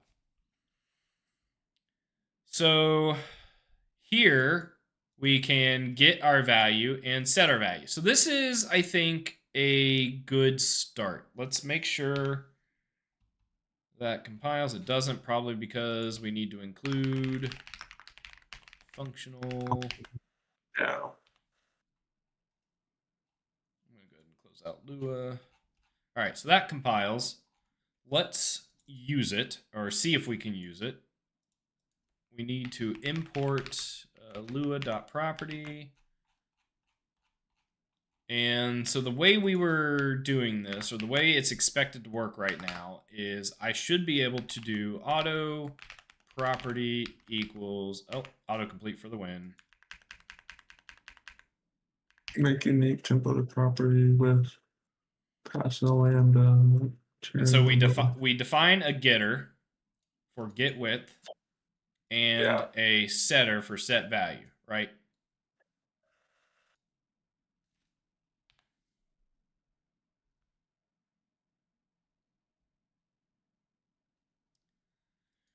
So then what I should be able to do is say property set 200. Am I building this in debug? I am. Okay.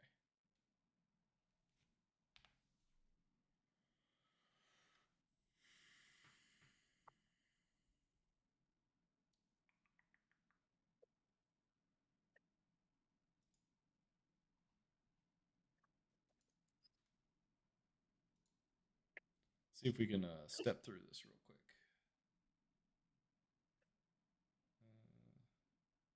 Debug. Don't know if this is gonna. Okay, cool. It will. All right, so we allocate a rectangle. We allocate a property. So now we're gonna call. Yeah, what's up? Don't forget about your cat. Oh, yes. I haven't forgot yet. I wanted to give him at least an hour, so maybe in another 40, maybe in about 20 minutes I'll check on him. I'm also getting hungry, so it'll be a good stopping point. Okay. Actually, yeah, let's make that the stopping point. Let's get through this property stuff, and then I will unleash this knowledge on you to start building something up in Awen core. Yeah. And we'll go from there, okay? Sounds good to me. All right, so this property here, we're gonna step into it. So the goal here is if I call set 200, I would expect it to essentially invoke this lambda and set the value on my rectangle, right? Right. So we'll step in,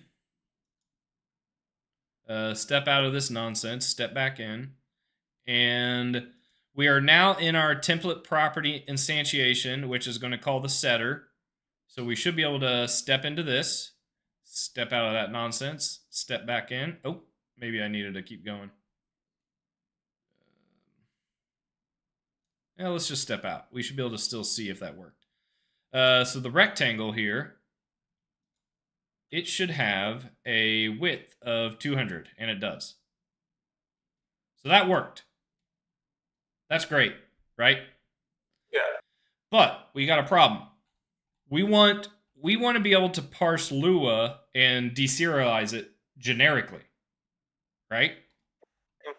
So if I have a list of properties of all kinds of different types, not just like floats, I have integers, I have strings, I have vectors, I have maps, I have color, right?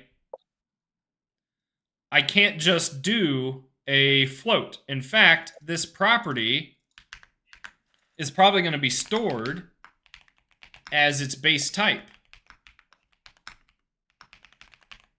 Right? Yeah. And that should compile.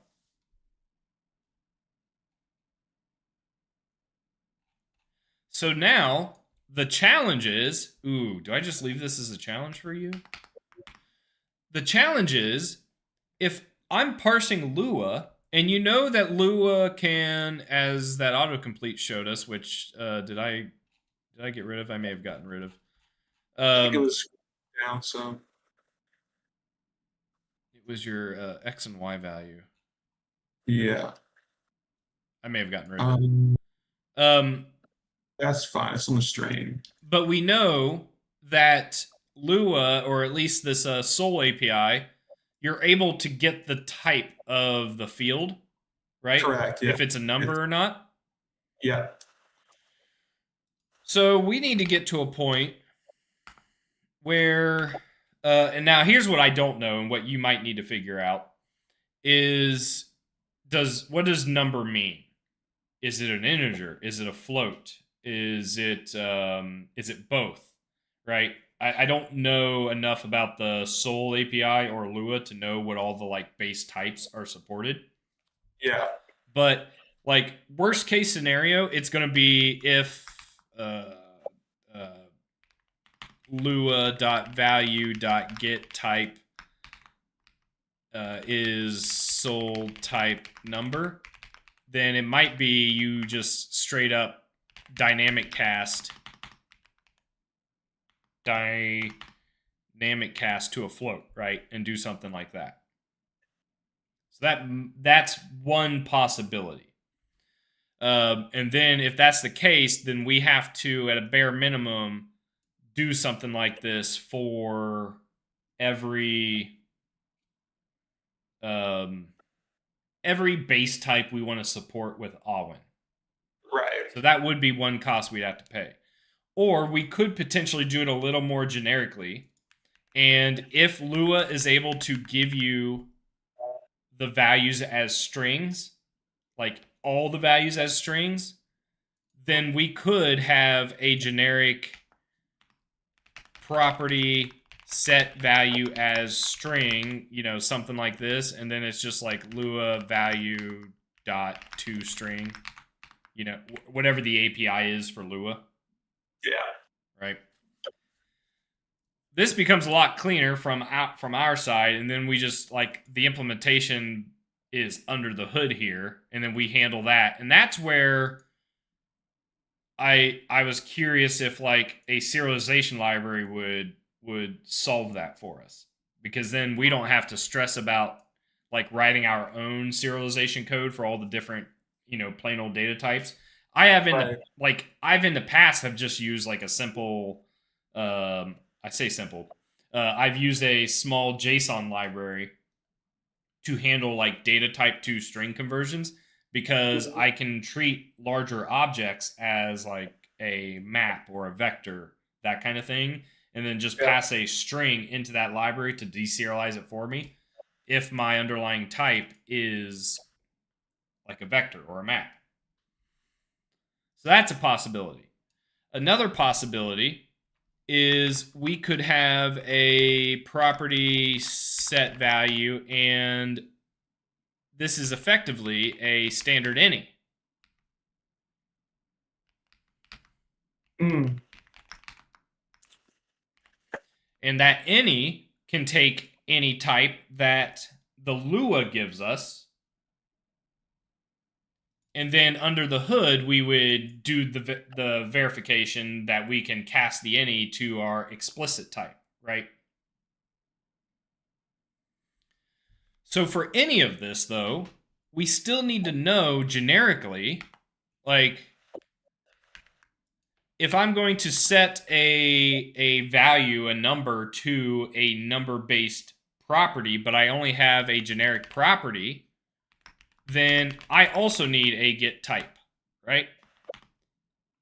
So if I have a vector of properties,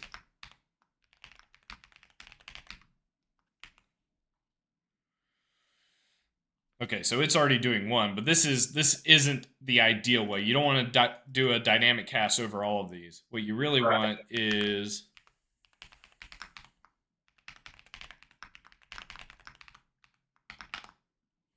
and then we can, do something like this, where maybe we define our own enumeration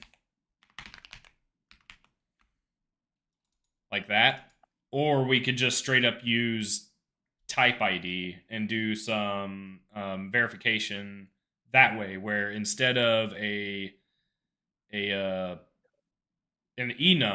we can just do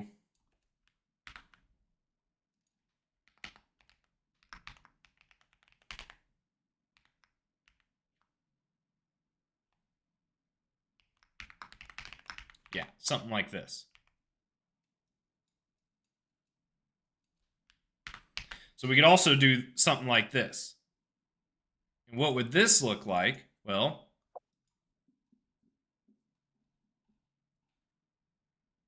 we would need an overload.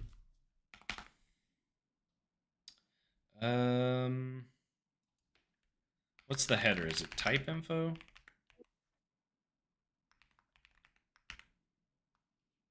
think.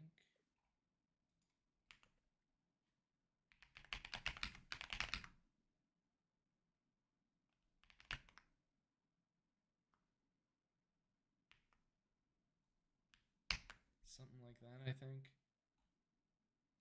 So then we would something like that, right? So we could also do this, and then that would enable us to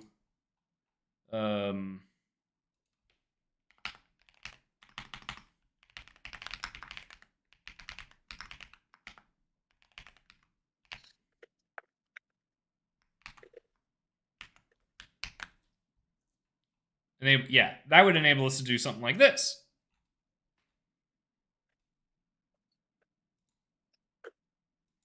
So now we can check if our property is of a specific type without having to do a dynamic cast every time for all the possible types that there are, right?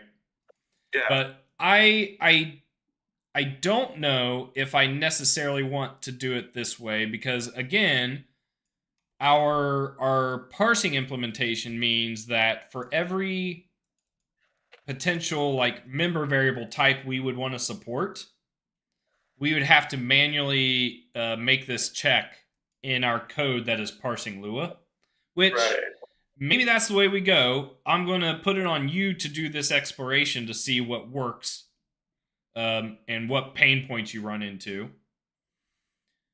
Because you could do this, you could do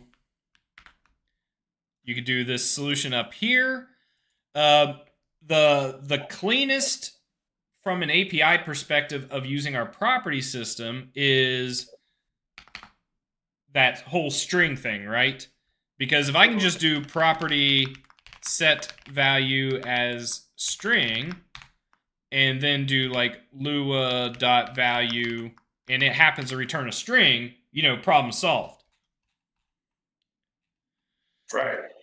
So my question is like, under the hood of this Soul API, what is this type? Do you know? Can I right click, go to definition? I don't have Clang installed. So these are questions I think you're gonna have to answer next. Yeah. Because it gets to a point, right? At the end of the day, the Lua file itself is a text file. So even though the syntax highlighting clearly shows this is like a number and this is text or this is a string, this file as a whole still gets parsed as a string. Right. So the question becomes, do we have access to these values as a string still? Because we don't necessarily need the Soul API, the Lua API, to handle the string deserialization into a type. We could do it ourselves. We could, especially depending on how Lua is storing the data. If Lua is storing all of the data, which is in this table field, right? If it's storing all of it as a string, then we're good. But if it's handling it for us to where it says like, oh, hey, there's no quotes here, so we're not going to store it as a string. If it does that translation before it gets to us, then we might have to go with like instead of setting the value as a string, we might have to go with like setting a value as an any, and then handling like this work under the hood.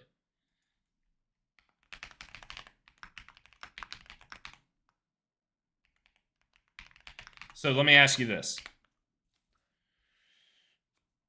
When I'm talking about these, Set value is a string, set value with like any. In your head, do you go, oh yeah, I know exactly what you're talking about. I know what that looks like. That makes sense. Or should I sketch out an implementation for you real quick?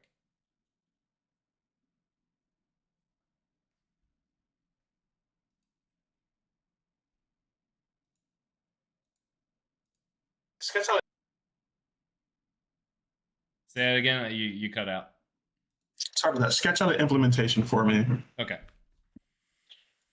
So Okay, yeah. set value is a string on a generic property. What does that mean? How do I get these functions?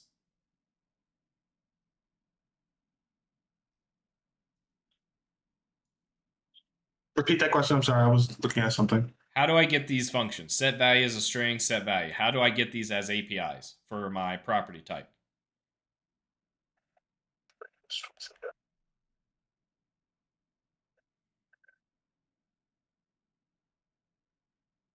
You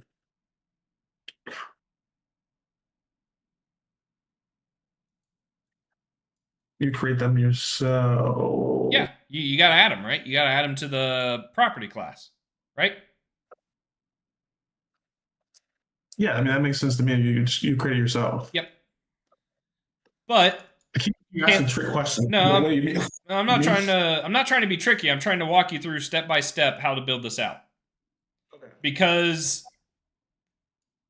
you need to especially as like a C++ developer, when you start looking at things like this, when you're dealing with like type erased APIs, you need to in your head be able to contextualize exactly what's happening under the hood without ever having to go dig into the code. You should be able to look at this and go oh yeah, I know how that works. Right? So if I am trying to generically set a value as a string or just as like an any, that does mean I need the API on my property class, my base class, because that's what this property is. Yeah. Right? So we'll do that. Auto set value as string, const standard string and value. So now the question becomes, what's the implementation detail for the base class?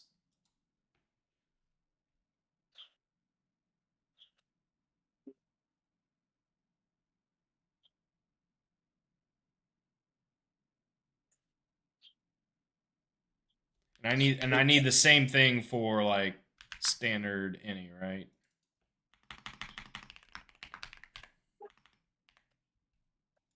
Which means I probably need to include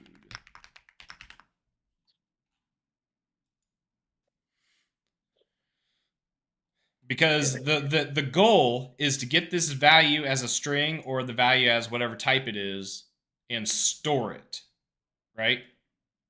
Mm-hmm. And how does it get stored? Or where does it get stored? In this explicit example in main, where does setting a value get stored?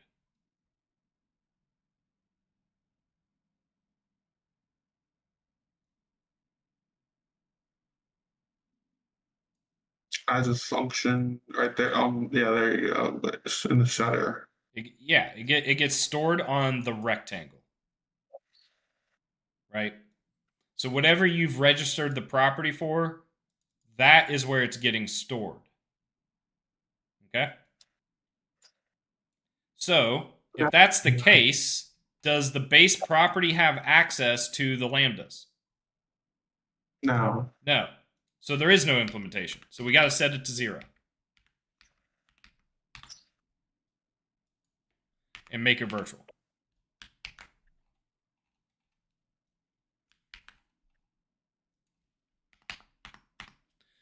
And I'm gonna walk you through this without typing because autocomplete is almost certainly gonna get this in one. Right. So we know at this point, with our template, we know what our type is because it got instantiated with that type. That's what T is. So we can use things like char converge or just a simple two-string or two-integer from string, like C++ APIs, to convert our data to the explicit type. Yeah. With an any, we know what our type is, so we can just do an any cast and make a check. If it's good, then we get our type and we pass it into the lambda, which is the setter right here. Right? Yeah. Is any cast, is that C++23? No, it's like, guys, any's like, I don't know, 14 or 17. It's been around for a long time. Okay. Oh, this is, oh, I apologize. This is a whole new concept for you, isn't it? Pause cast, dynamic cast, static cast, reinterpret cast. I didn't know about any cast. So you're saying that I'm like, oh, I'm supposed to know this. Hang on. Standard any, yeah, I apologize. I didn't even, it didn't even occur.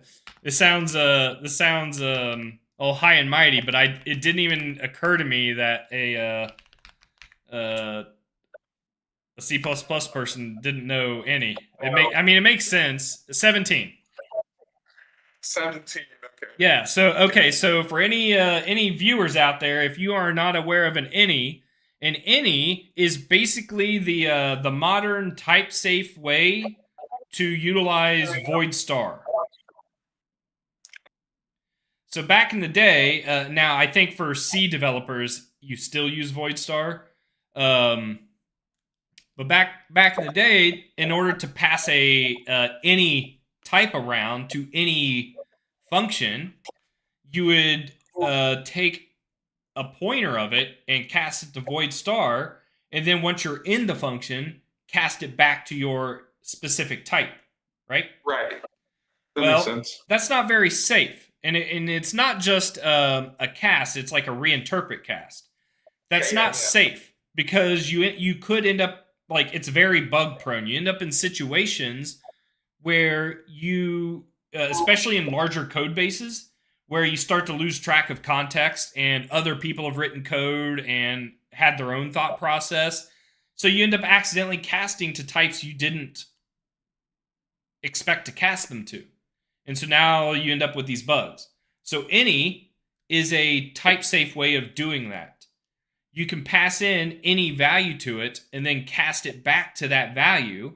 And if it fails to cast, it might throw an exception. Yeah, it throws an exception, but you can also, I think, there might be other functions now that you can use to do like no exception and just like check an error type or like get the pointer to it and have it return null.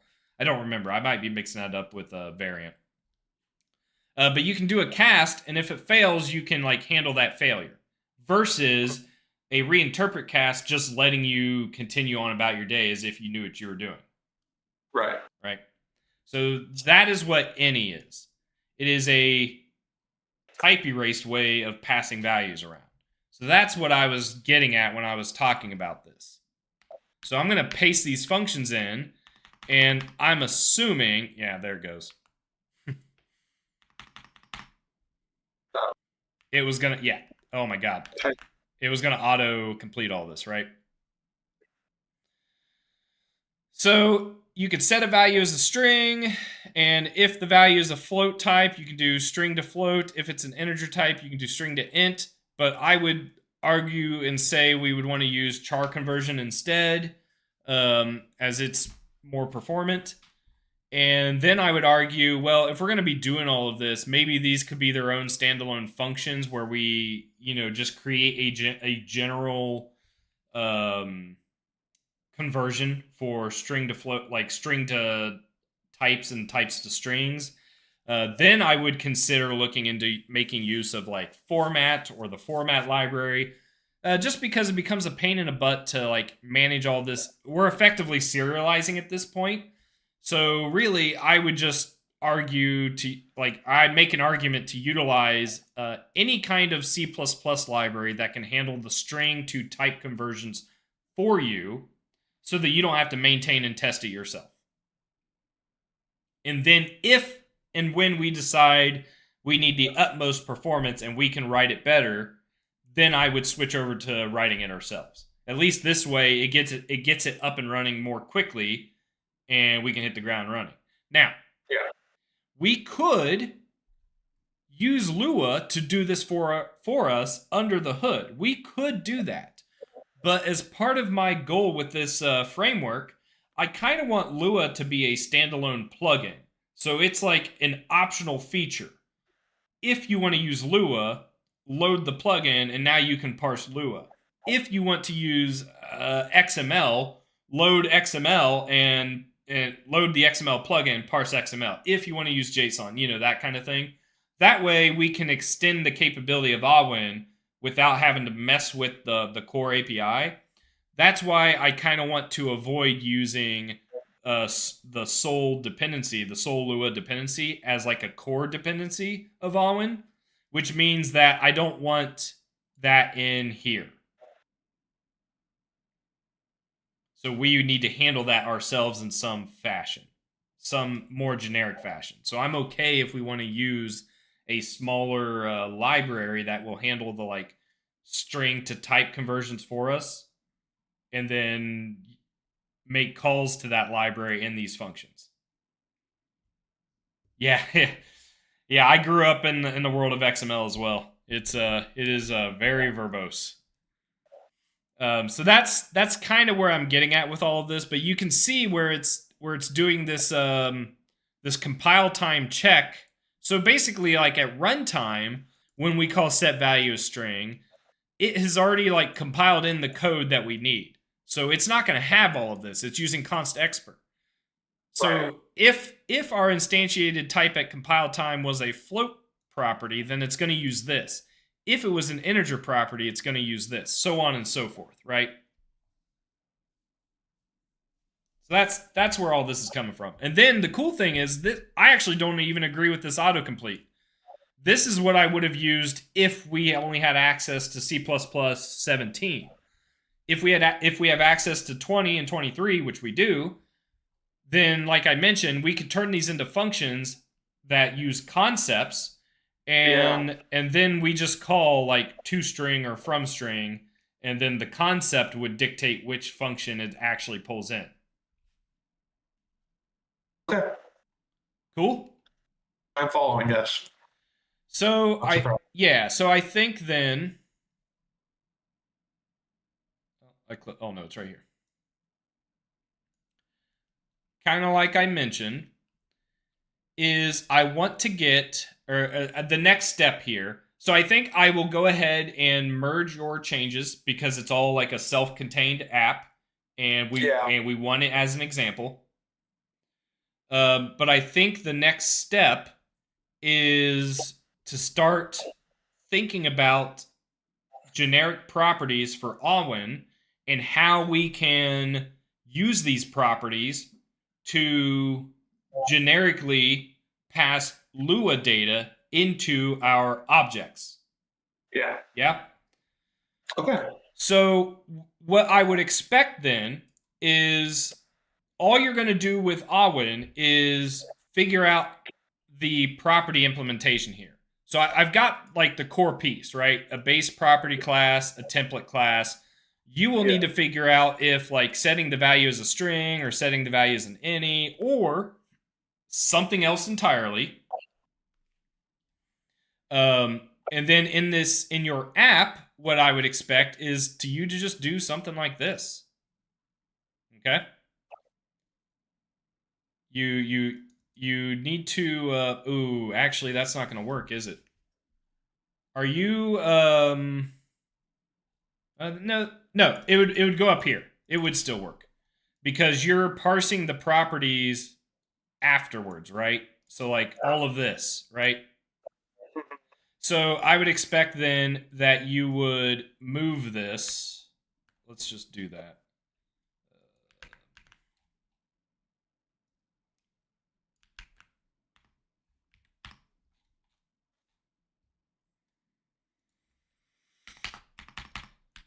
The goal is basically to replace all of this here.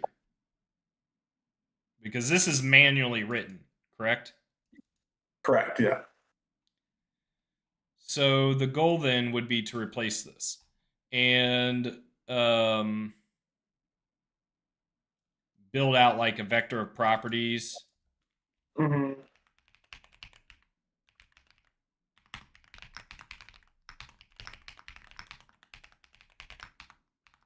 Right?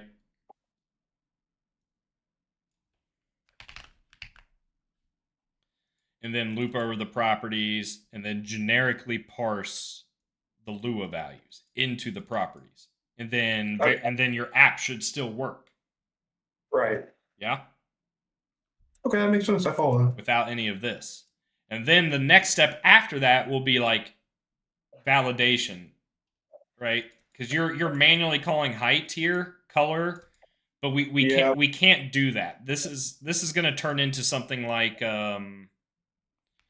property.getName, something like that, right? And what does it mean if I add a property called Batman, but this property doesn't exist on rectangle? So this should be an error, correct? It shouldn't go ignored. It should be an error. So we would have to figure out what that looks like. Okay. But we can do that one later. I think the next step, I'll go ahead and merge this, but the next step, I guess I can also keep the property. I can merge all of this. Okay. But the next step then is to like get this parsing working generically, and you would want to do that for your rectangle, your window. So basically, wherever you are instantiating the object in here, I would expect this property registration to go right after it. Okay. Make sense? That makes sense. Yes. Yep. So the two pieces that we really need to figure out is what's a clean and fairly quick solution to translating Lua values into these properties, and if the solution is to do it by string, then is there a library or API exists? I guess even if it is the sole library, we just have to like hide it away. But I want them decoupled. I want the Lua values coming from Sol decoupled from Lua serialization if that's the route we go. But if there is a better library to use for like string serialization to these types, then let's use it, right? Yeah. Because I do want Lua to be a plugin. Okay, I follow that. Make sense?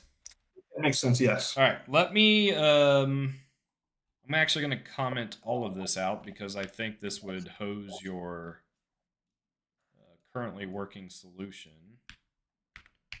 Let me make sure the solution still works.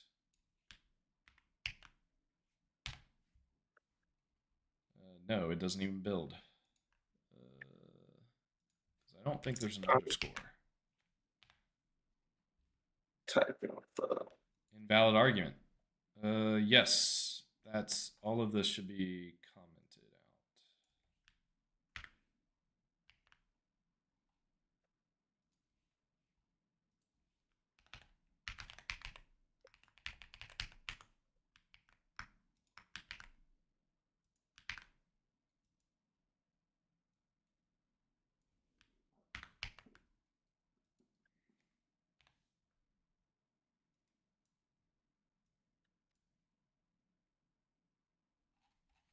All right, one last try for a live demo. Dang it, I broke something. What did I break? That should be fine. I import Lua. I added comments. Am I running the wrong thing? Debug. Attempt to call a nil value, global value. Do you know anything about that? Main Lua, line 27. 27. Hang on. Did I mess with Lua file? Line 20. Oh, yes. Oh, I got rid of the function. So we had a function Gotcha. here that I was testing. Actually, Yeah. I want to do it here. So I should be able to do like a function inline as well, apparently. Does that work? Let's do 42 still.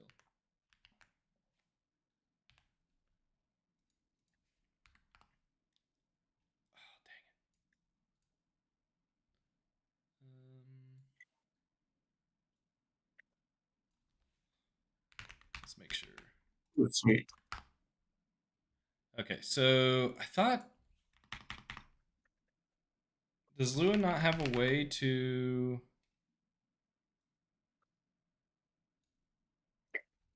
Let's close this.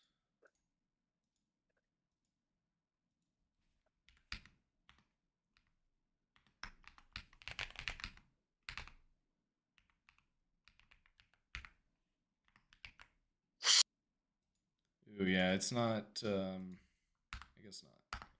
There's probably a way to do it. I don't know how to do it. But I do want an example of a function value return 42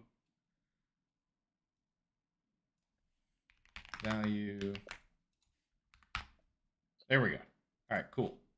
Except let's do 75. Yeah. All right. Awesome. Okay. Do you have any questions? Hey, Devtron. How's it going? Um,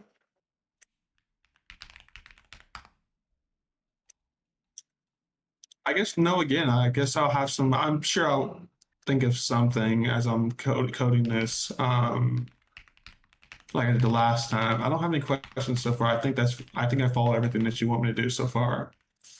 Okay. So that's the next step, but I'll go ahead and merge this so you can do this on a new branch. Wonderful. I'll create a ticket for that and Assuming issue for everything, that. actually, wait a minute. Assuming everything compiles, because I forgot the Awen pipeline actually runs a bunch of scans, right? So I Yeah, would, if you want, you can push those changes and I'll make the pipeline pass and yep, then you can yep. merge them. Let's do that. Make the pipeline pass. Let me know when it's good. I'll get it merged, and then the Yeah, I'll do that. next step is to figure out the property registration and applying Lua values to it. Okay, yeah, that works. And Sound good? I'll I'll tackle that tonight, and then you can push it tomorrow. Okay, that works. No rush. I'm in no rush. I'm going to be focused more on Briarthorn now that I've got stuff up and running. Cool. Okay. All right. Anything else? No, thank you for your time again. I really appreciate it. Absolutely. You have yourself a good evening. You too. See you, chat. See you, Jamal. All right. So there is that. I am going to go heat up some food. I am starving. I am going to see if Trill wants inside. I'm going to go turn the AC on because apparently my house stopped running the AC and I'm burning up. And I think I want to hop back over to Briarthorn and look at getting SDL3 gamepad working with QML. I think that's what I want to do. We'll see how far we get with that because I don't want to be on here much longer. I'm thinking another hour, hour and a half. But yeah, we'll go from there. So give me like 5, 10 minutes and I'll be back. Let's see here. Yep, I'll be right back.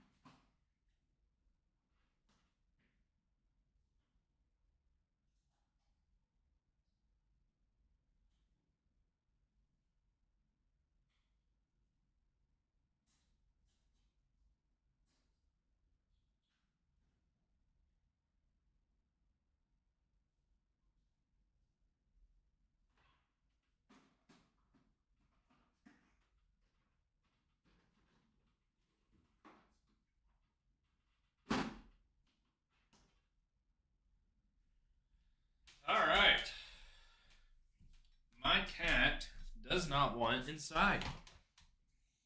Because he's a twerp. And that's what twerps do. Instead, what he does is I have a grill outside, and he's sitting on it right outside by the door. It hops down, and then he just flops to the ground. Just flops and rolls.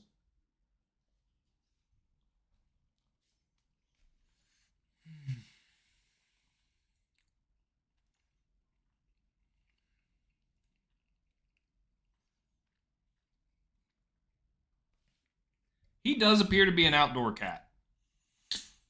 I've had him for since September of last year.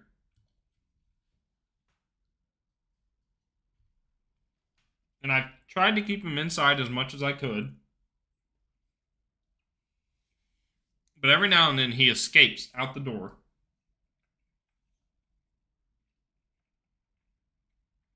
And usually when a solicitor comes by, then I have to open the door to talk to them. And he'll just sneak out. I have no idea how old he is. I would say anywhere from like 3 to 5 years old. A friend of mine found him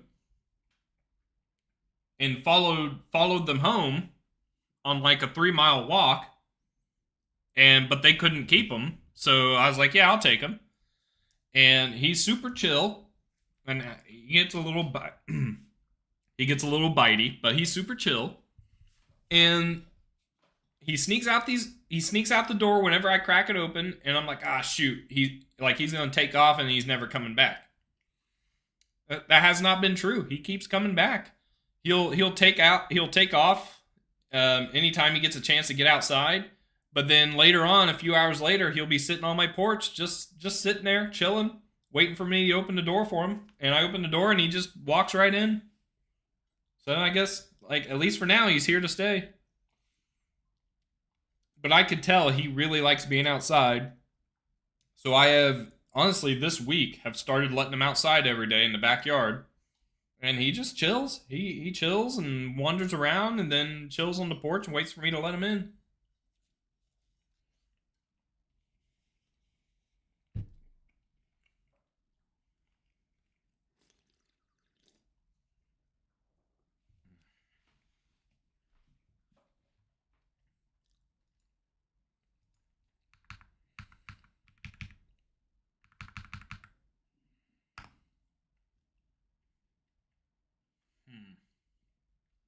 How was I doing this before? Because I want to, now that I can hot reload, I want to be able to have the app up and be able to see the code.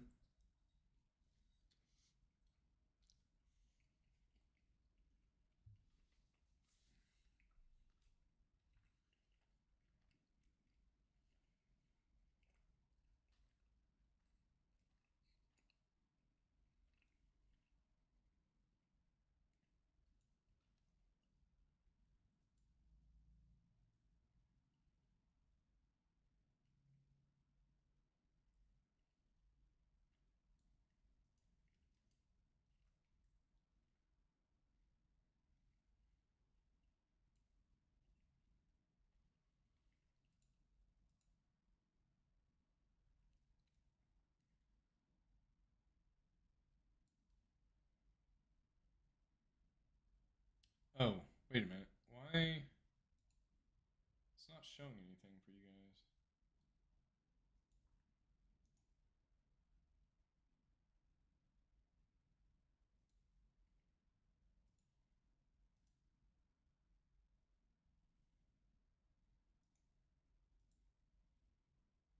Why is that?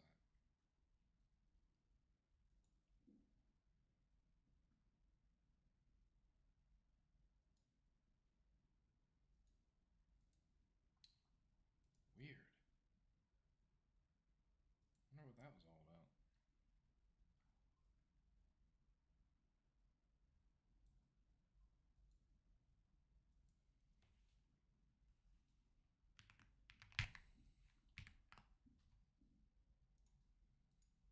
All right, let's see if the hot reload still does its thing. Make it nice and vibrant.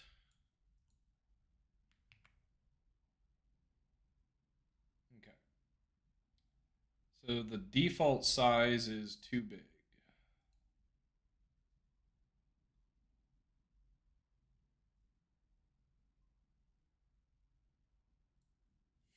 My apologies.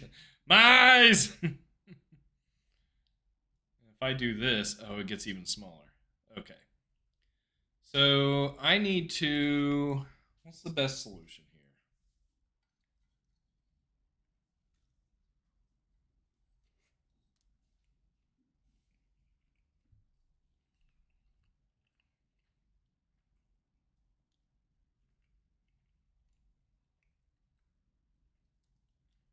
Wonder what that is. That's like. What's the next step down? 720 by 480?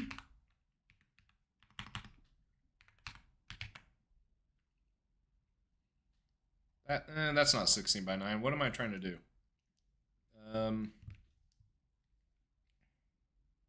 calculator. 1280 by 720 is 16 by 9. So I want. Or no. 720 by. You want to remember how to do math? It's like 720 times 9 divided by 16? 405?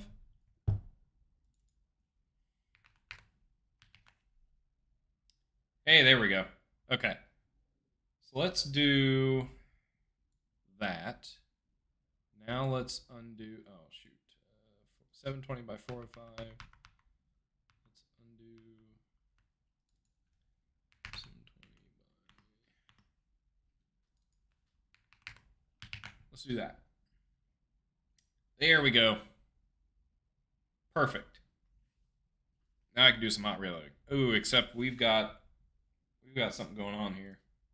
Property steer of object commands is not a function.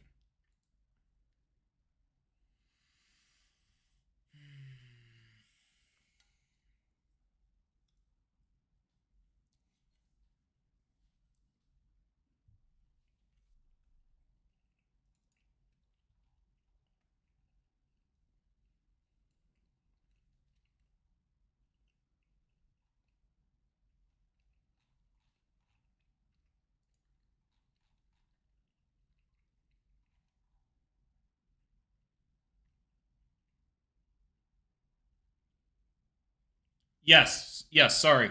I added a bunch of extra stuff off stream. Um, you can kind of see I got a little debug tool here. Shows me current frame rate, my 1% lows, current processing. It's also supposed to show RAM usage, but I'm not seeing it right now. I can step in and out. Ooh, or I can't. Everything's broken, actually. Maybe that's what's going on. Stuff's broken. So I gotta figure out what's going on there. Oh, that's kind of cool. So you can kind of see as I'm like, you can see the processing that happens after the resize.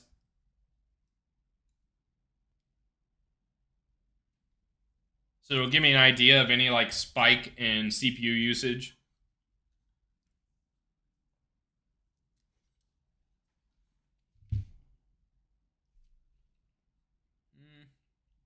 I don't know why that's not working though.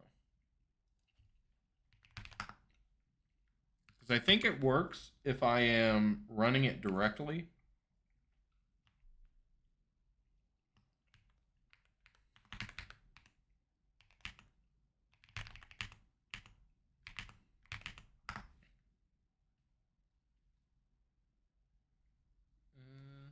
Well, maybe not.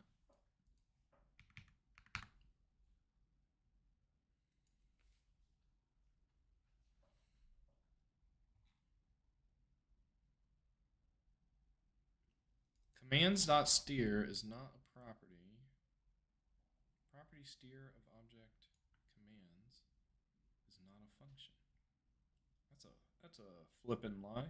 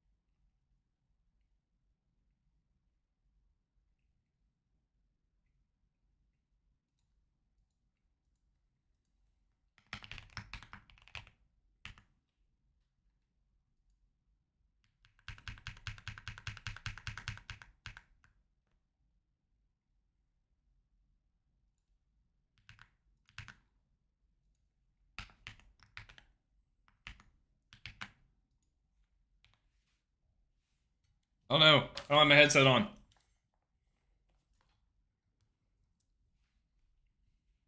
I missed it. At the gates of Babylon.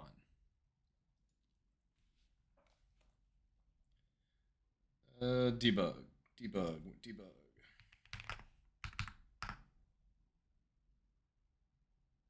Oh, there's other errors.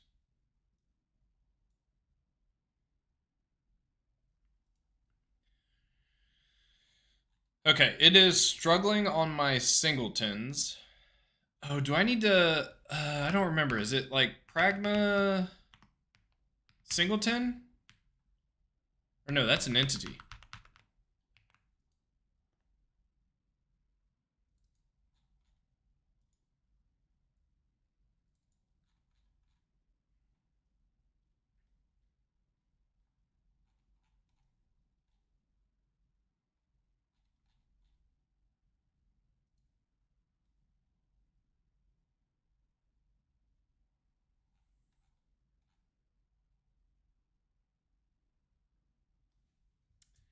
Yeah, well, I'm in a new room currently because my desk is AWOL. Um, and Trill is currently outside. I tried to get him to come inside, and he wasn't having it.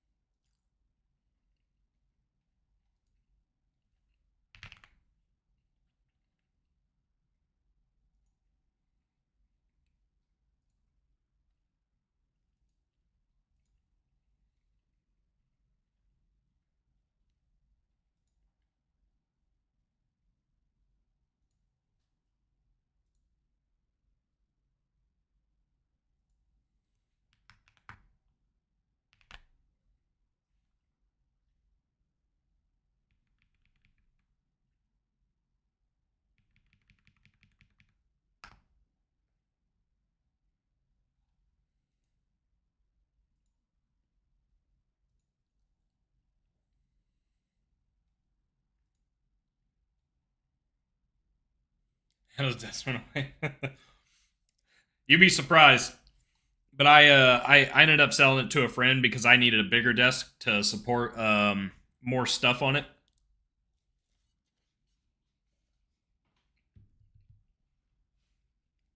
So I'm hoping to have that in by the end of the month. We'll see. So in the meantime, I'm streaming out here in my front room.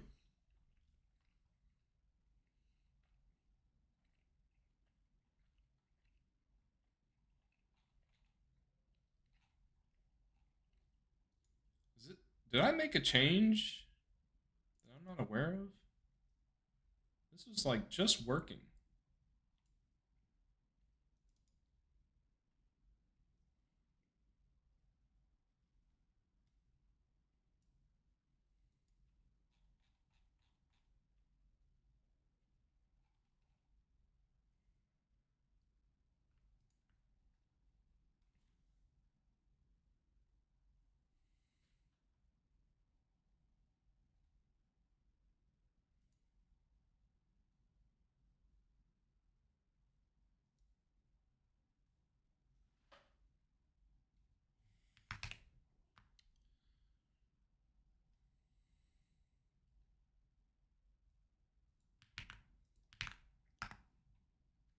See what GitHub Copilot has to say about this.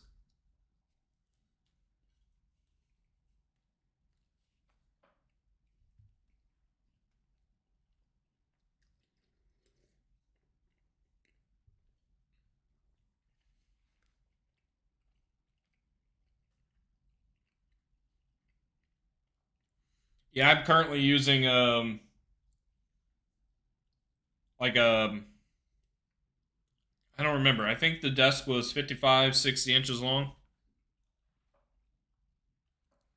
About this much, even though you guys can't see my hands. Um, and the one I'm getting is 70 inches wide.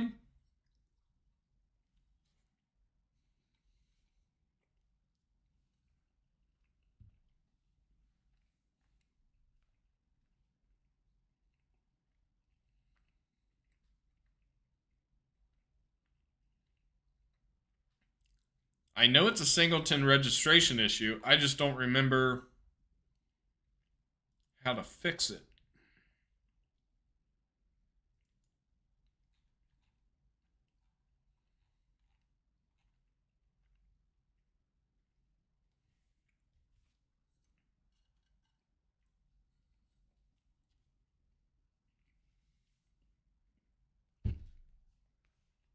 Well, if you have the budget, because the one I'm getting is pretty expensive, the secret lab standing desks are super sturdy.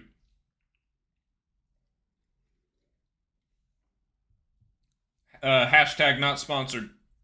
But day one of Secret Lab, if you're interested in sponsoring me, we can pair you up with a monster.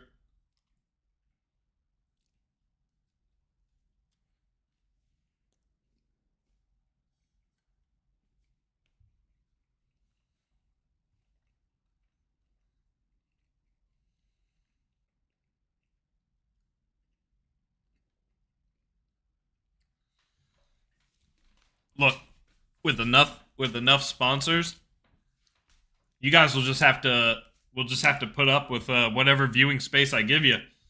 I'll uh I'll have it like sponsors all across the bottom, on the left side, the right side.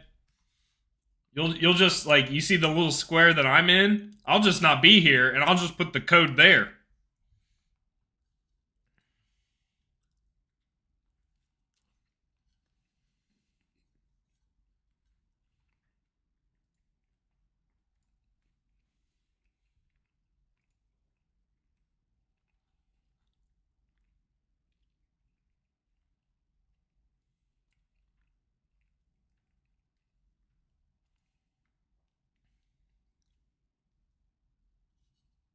Yeah, sometimes I just gotta do what you gotta do.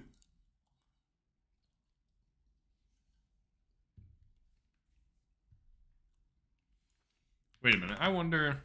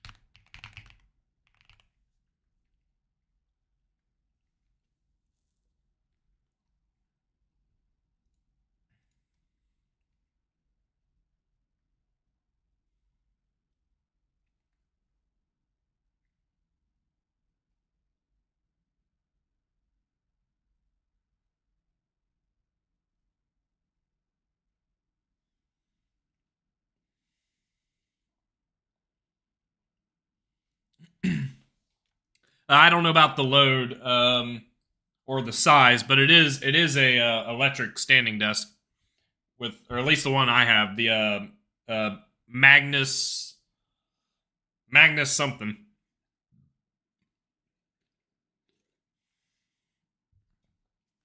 And the way it works for me anyway, as a compute with computers, I just plug one leg into an electric outlet, and then it has a tray under the desk. So I put my surge protector there. I just plug everything into that, and then it hides away all the cables. It's really nice. And then I also have the uh,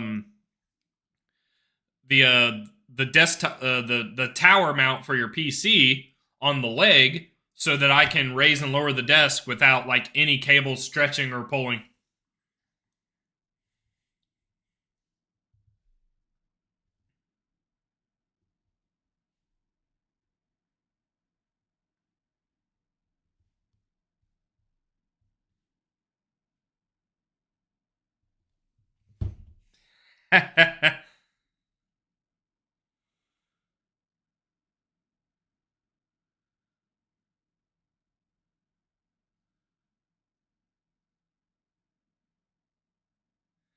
I guess my friend stopped by my stream earlier, and they immediately were hit with an ad. So I was like, hell yeah, 2 cents into my pocket. Thank you very much.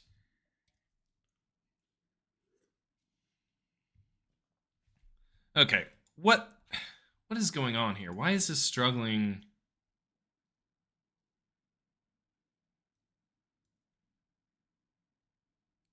Do I not have...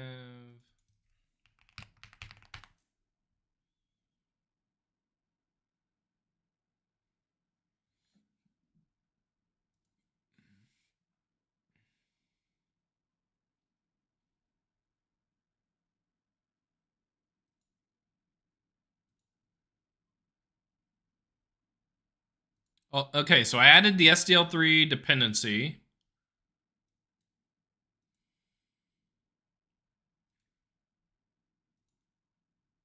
I fixed a Windows build.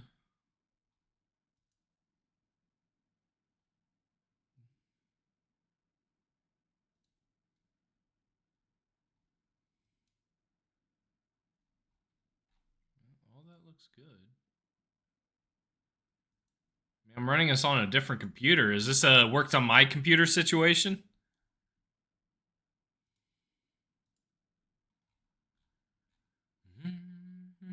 I guess while that's going, I can at least start looking at the SDL3 API for joysticks.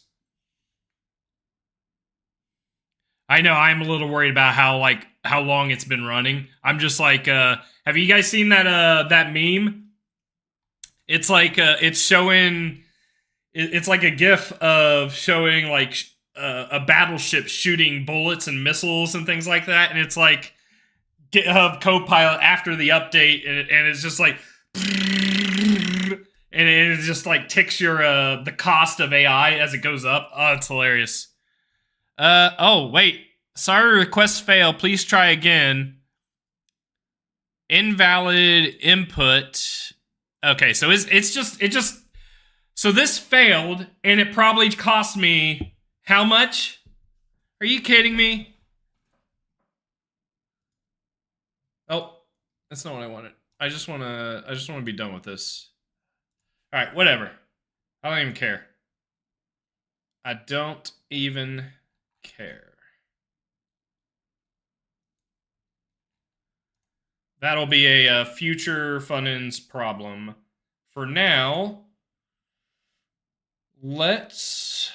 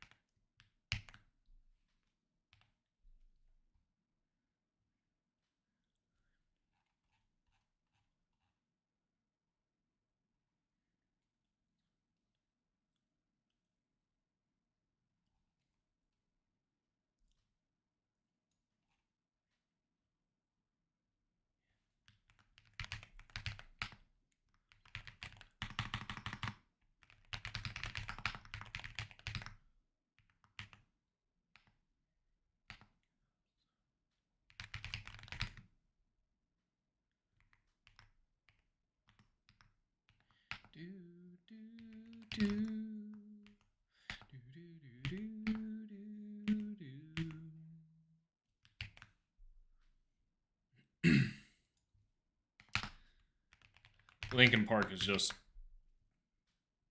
fantastic. No other way to put it. Even new Lincoln Park. I appreciate I forget her name. The lead singer of Dead Sarah. She does pretty well too. I'm pretty happy with her. But I mean, to be fair, I liked her in Dead Sarah, so I'm a little biased. Okay, so I actually don't know what this API needs to be because I am not familiar with the SDL3 API for gamepads. So I think I need to do that first.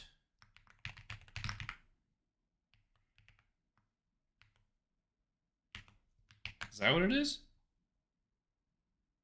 Yeah, Emily Armstrong. Yeah, I like her.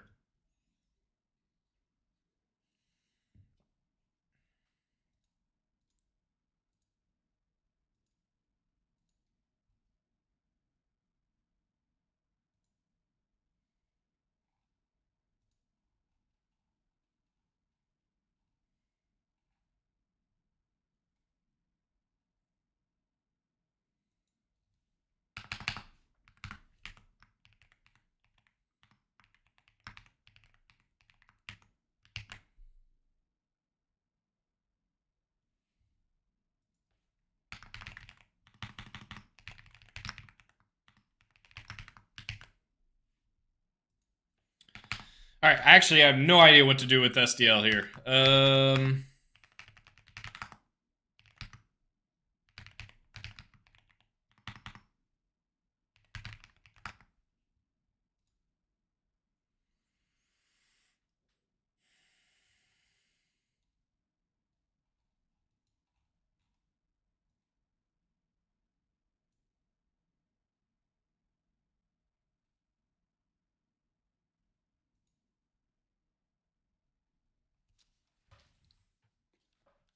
Wait, is this supposed to? Oh my god! Oh, look at that!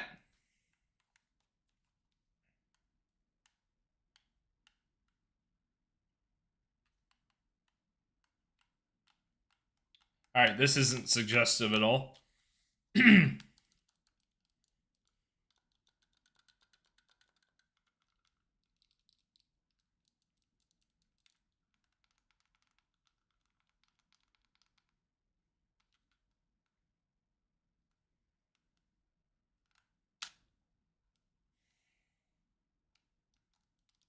Ooh, wait a minute. Oh, it's down here. I was like, the D-pad isn't working. That's weird. It has buttons for all of the other ones, but it put a D-pad down here. Do these do anything? Because I have a non-Xbox, so I have additional buttons. But apparently, oh, Xbox One gamepad controller, standard gamepad. Is there a different controller? Joystick polling, gamepad polling. What's the difference? Oh, look at this! That's kind of cool.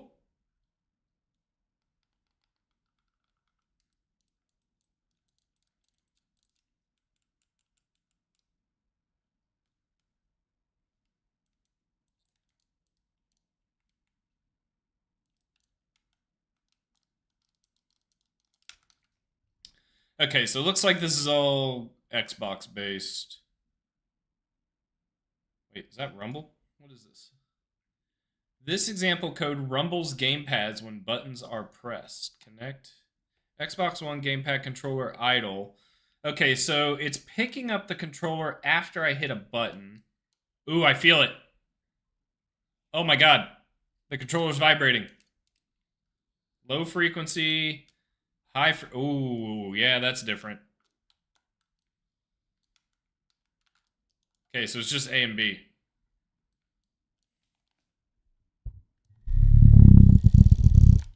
Apologies if that sounded weird.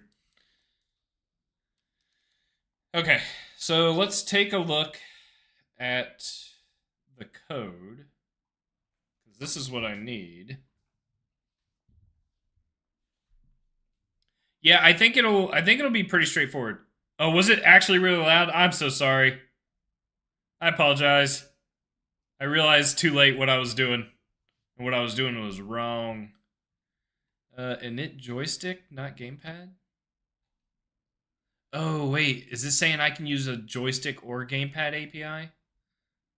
Joystick, gamepad. Oh, God, what's the difference?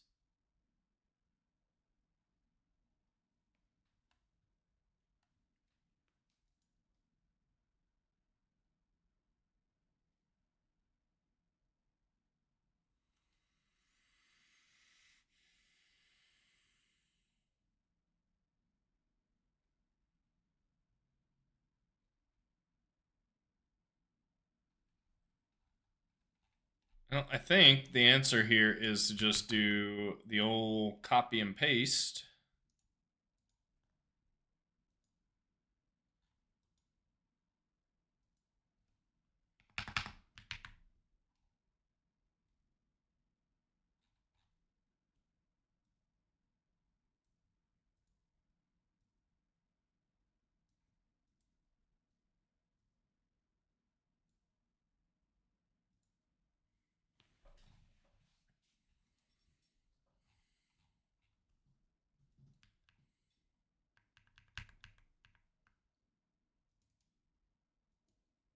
Use callbacks instead of main? Nah, we're not doing that. I don't need a window. I don't need a renderer texture. I just need the gamepad. I don't need a window. App metadata I don't need. I just need to init the gamepad, which I'm already doing. I don't need to create a window. Set render logical presentation I don't need. I don't need to load PNGs. I don't need any of this.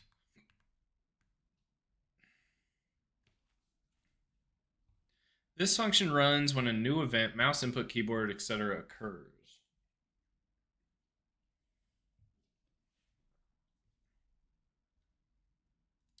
SDL event gamepad added. Huh.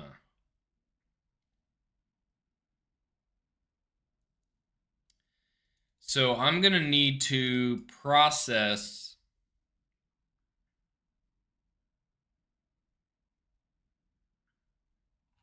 in a loop SDL's events to get this event. SDL open gamepad. So the event is going to have a device. And then I will create that gamepad. Okay.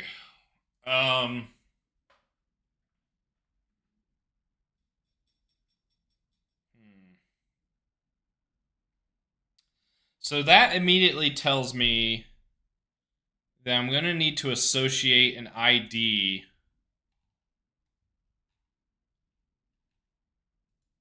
So I could, for instance, on the player entity, almost like a component, add a gamepad.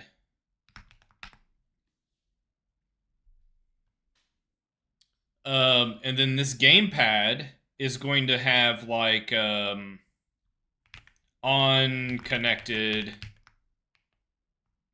on disconnected, and I'm going to need to be able to handle this on event.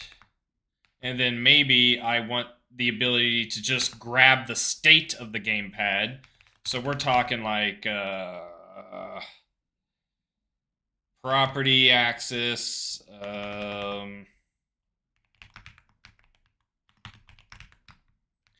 axes,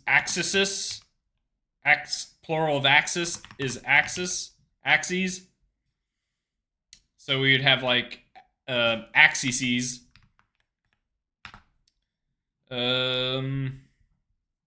We'd have buttons, right? Property,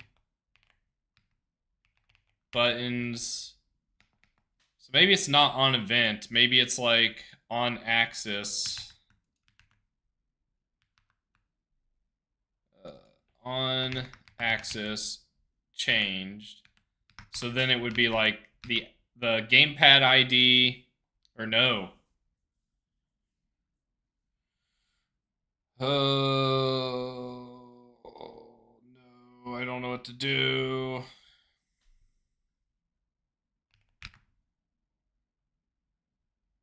Yeah, something like this.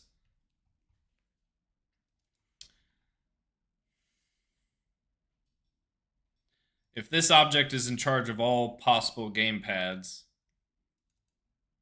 so this would be like, hey, on connected, an ID comes across, and then I can store that and assign that to like player 1, player 2. On disconnected means I can unassign it.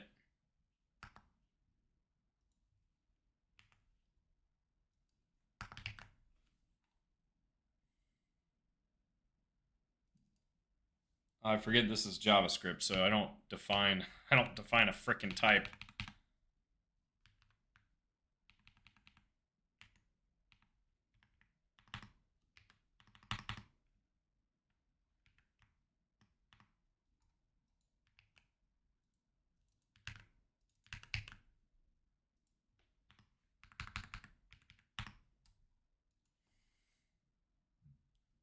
On axis changed. On button pressed.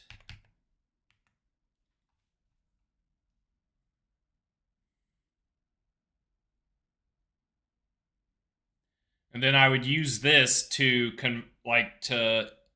compare against the action map, which is what a player, your key bindings basically. So this would then in turn generate the commands in order to drive the game, to steer the players, that kind of thing. Okay. So this guy needs to pull for events from SDL. Open the gamepad. And it's also going to need to track all of the gamepads.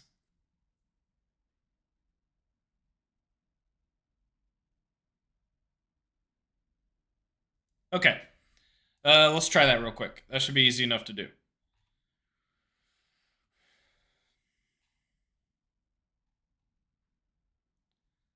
So I don't need...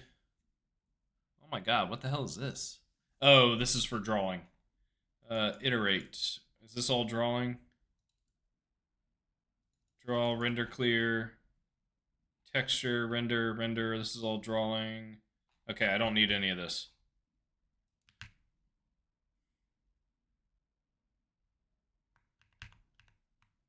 Destroy texture, close gamepad. Okay. Gamepad. Okay. So, SDL init, I need to add,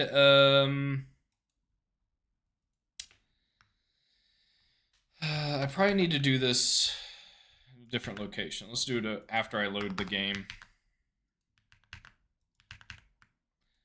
Init the gamepad. Q timer. Set interval is 0 so that it runs every event loop or on every event iteration. And then we connect to timeout. Pump events. Update the state of the gamepads? What?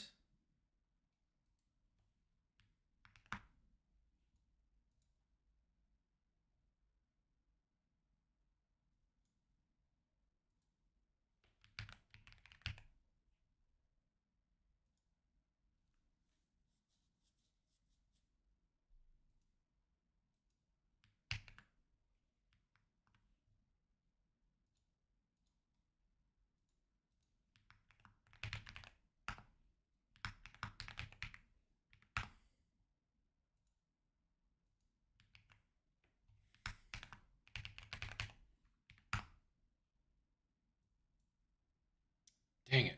Hang on. I know what I need to do here. Compile commands. Actually, I've already done this with Awen. Let me see what that looks like.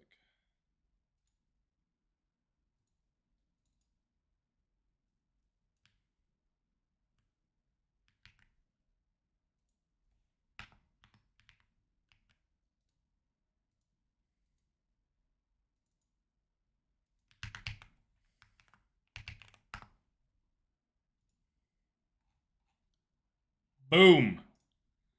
Now I can go to definition. Ooh. Alright. Whatever. I tried. What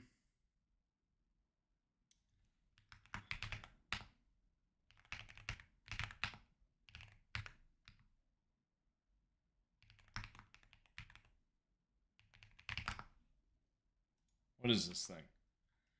This function updates the event queue and internal input device state.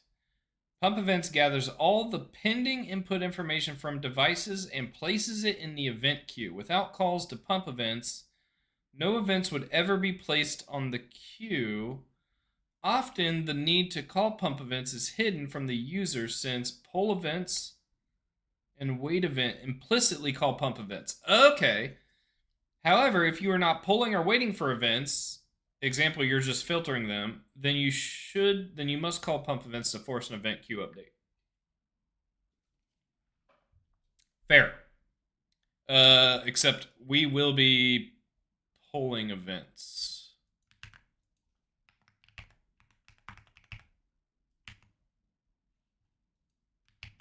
All right, this is going to get annoying really quick if I can't figure out the language server or why this wouldn't work. Oh, I never linked against SDL3, guys. You're going to let me get away with that. And if I'm not linking against SDL3, it doesn't update the compile commands. I hope that's the issue. Otherwise, I have no idea. SDL3, where are you? Got some work to do now.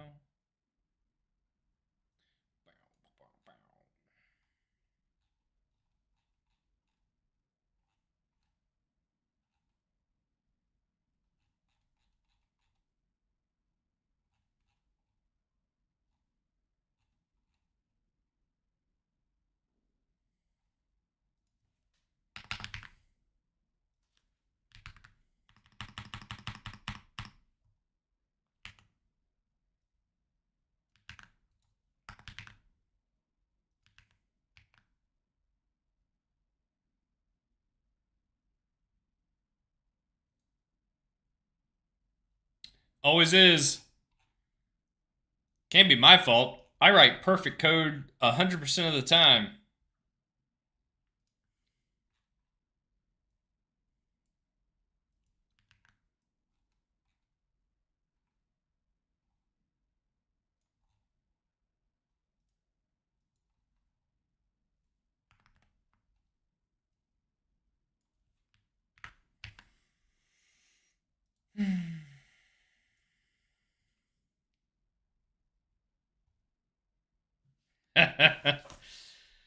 Yeah, you're not wrong. 100% of the time, I get it right 50% of the time.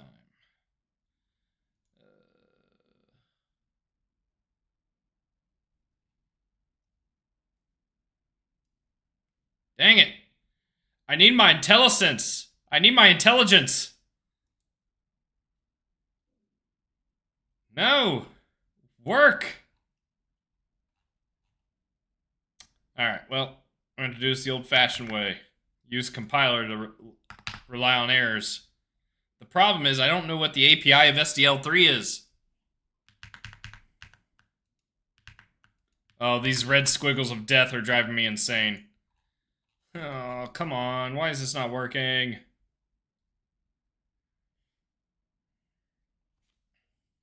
I think a quarter burger is bigger than a...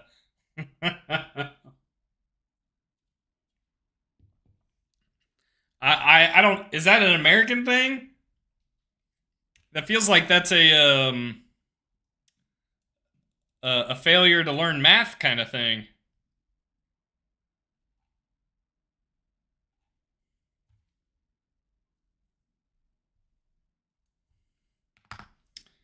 SDL pull events.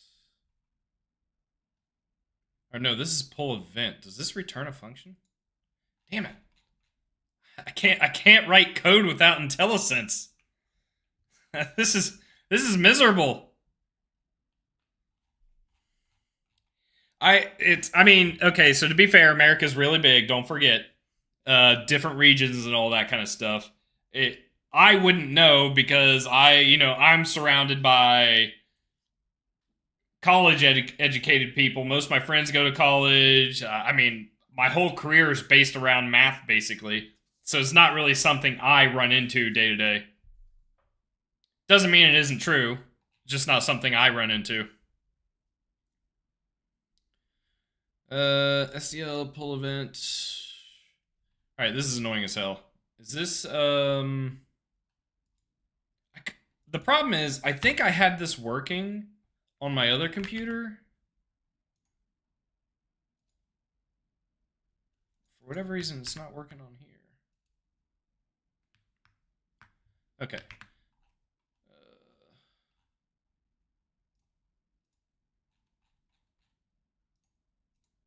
Okay, that worked.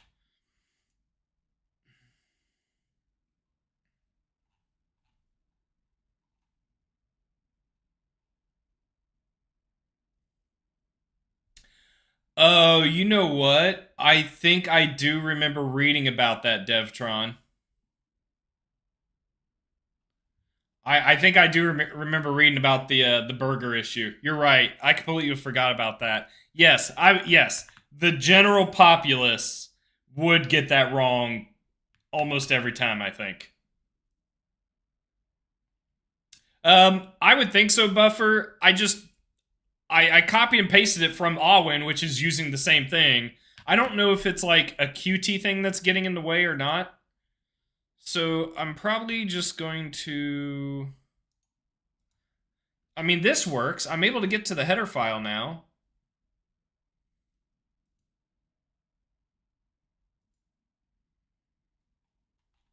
The problem is I grabbed the wrong example.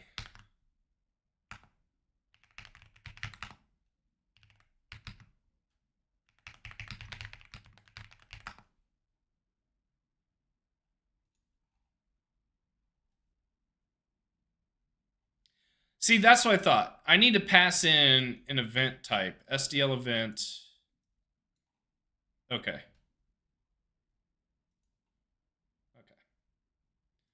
I also don't need any of this. I want to keep it for the example.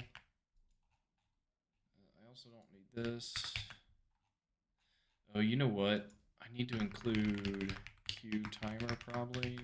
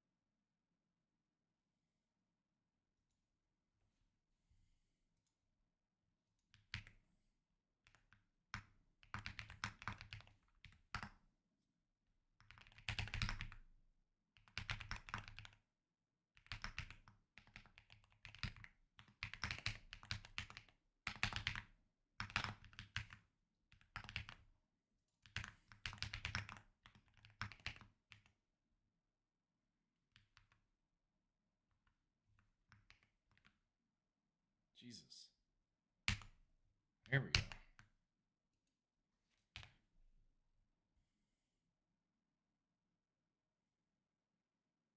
Yes, I would agree with the geography. I don't even think I could know half of like I don't think I'm great at geography. Again, you also got to remember especially like European countries, all of Europe is like what? Isn't all of Europe about the size of America or maybe smaller? So it's a lot easier for you to know the countries you're nearby, just like it's a lot easier for us to know what all of our states are nearby. Now, to be fair, I guess a lot of Americans probably don't know their states either. I don't know. But yeah, I'm not I mean, I'm not great. I could probably like I could point out the big countries I think on a map, but I don't think I could hit all the little ones. Isn't there like a web game or something you can play to like try and guess what the countries are? That would let you know how bad I am at it.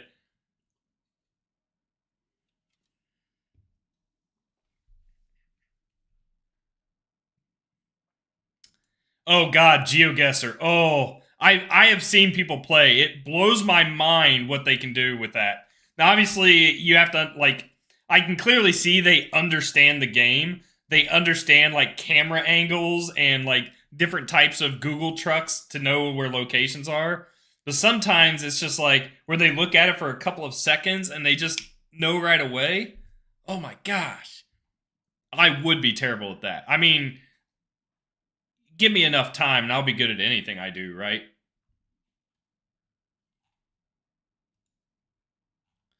Okay, so that compiled, so we're good there. Okay, so I want to test gamepad added. I need to see if this gets hit.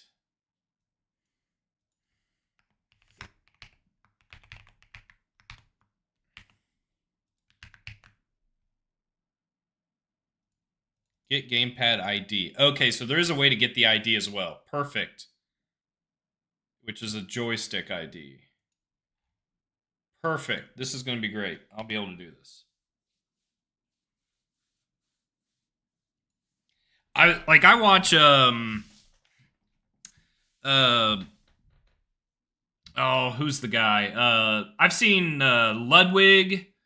Who's the guy that's like really good? Oh my gosh, I can't think of his name. But like I watched the GeoGuessr tournament recently. Like it's fun as hell watching people play. Rainbolt, yes, Rainbolt. Like I'm aware of him and what they're able to do, and it just like blows my mind. It's like, oh yeah, when you look at the stripes on this telephone pole, it's clearly Ukraine or something like that. And I'm like, what? Or like, hey, look at these paint strips on the road. That's clearly America. America? I wouldn't have even known that. Are you kidding me? And I live in America.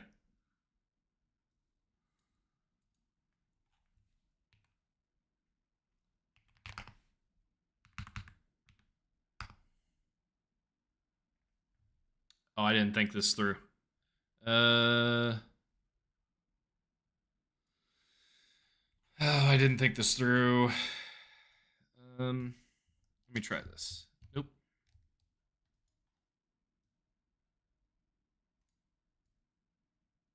Yeah, okay. I'm not getting the gamepad added. That's so annoying.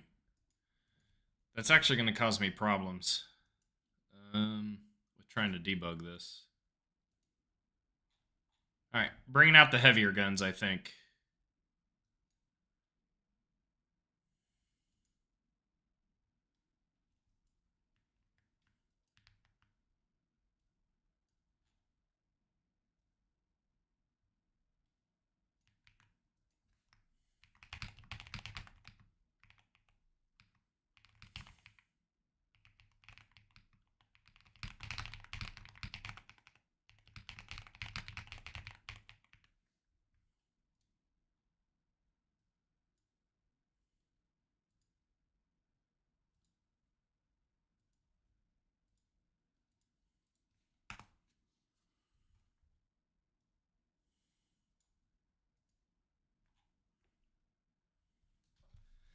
Yeah, no mistakes.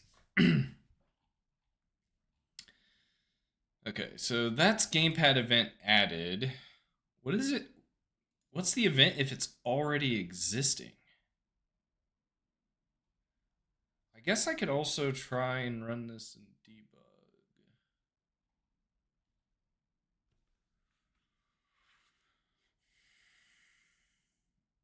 I'm worried this is gonna like ask me questions while I'm.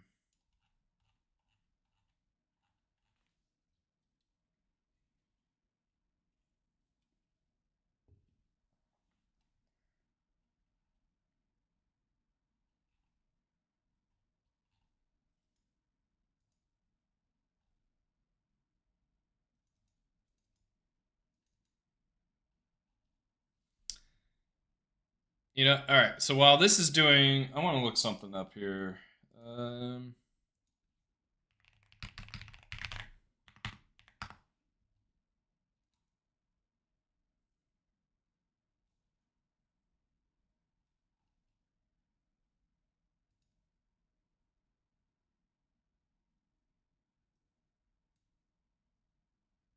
oh no.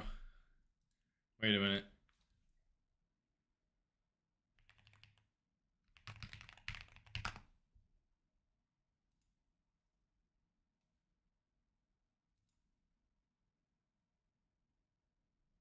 No, that isn't it either.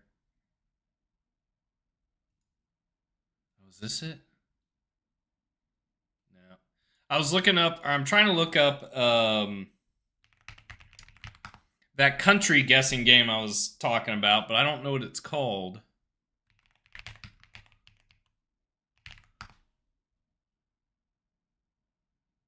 It's not GeoGuessr. I don't know. Found it. What? When you load directly from the file system like main.qml runs outside the app module, the QML engine no longer recognizes the singletons as registered singletons. The fix is to revert. Well, that goes against my hot reloading. So I think. Wait a minute. I think I have an idea. I think I still have an idea. I do know with QML, I can specify a QML dir file to list the singletons, I think. Autocomplete help? Autocomplete help? No, that's not right. System info. I don't have a thing called system info. Process metrics. I don't have that either. Why do you think? Debug.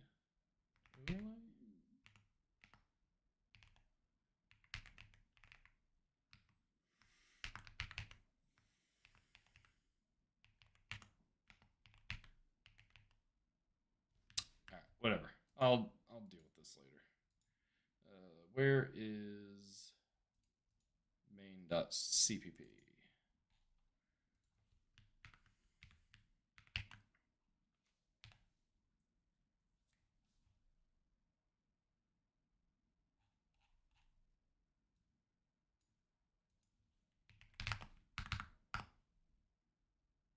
All right, we're working again. And there's the memory readout. Okay, cool.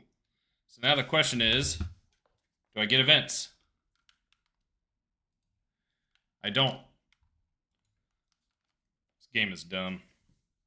Stupid, stupid game. Let me debug.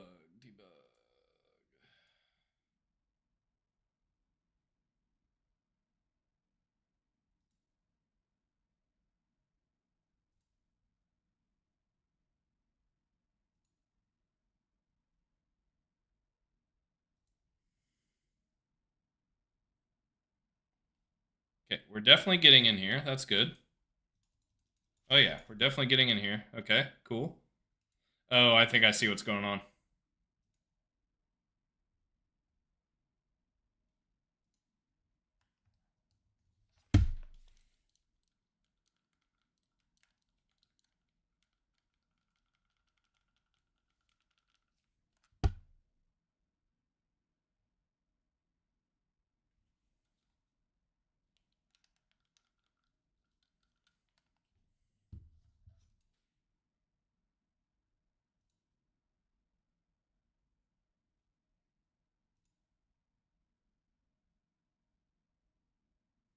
Am I even getting an event?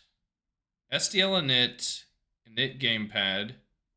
Maybe I do have to call pump events. No, they said that would happen here.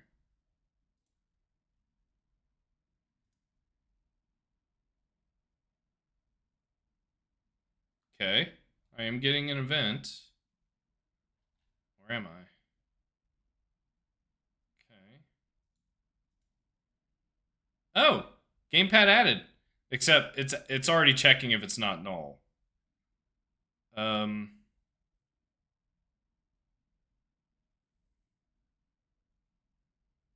what?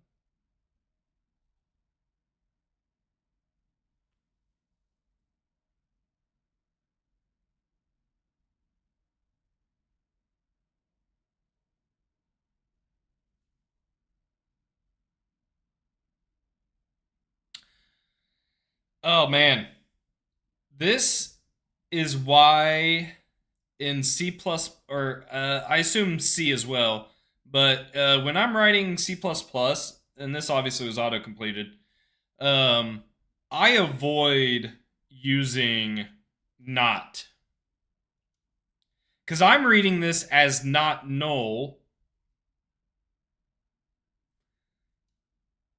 when in reality it's not zero, as in the opposite of 0, 1. And because it's 0, we get in here.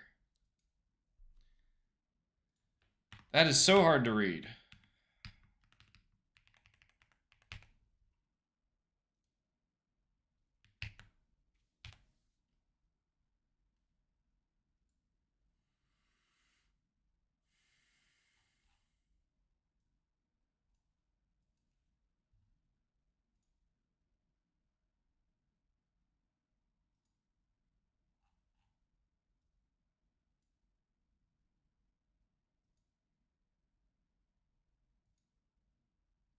Okay, we got our gamepad. Only if we didn't get the gamepad are we printing something.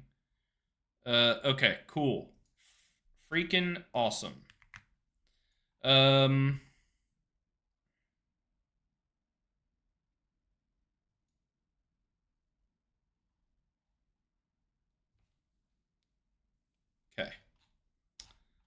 I need that's the device. That's joystick ID. Gamepad ID. Gamepad device. That closes it. So I need to figure out how to read the state of the gamepad. So I'm going to get the ID. Okay.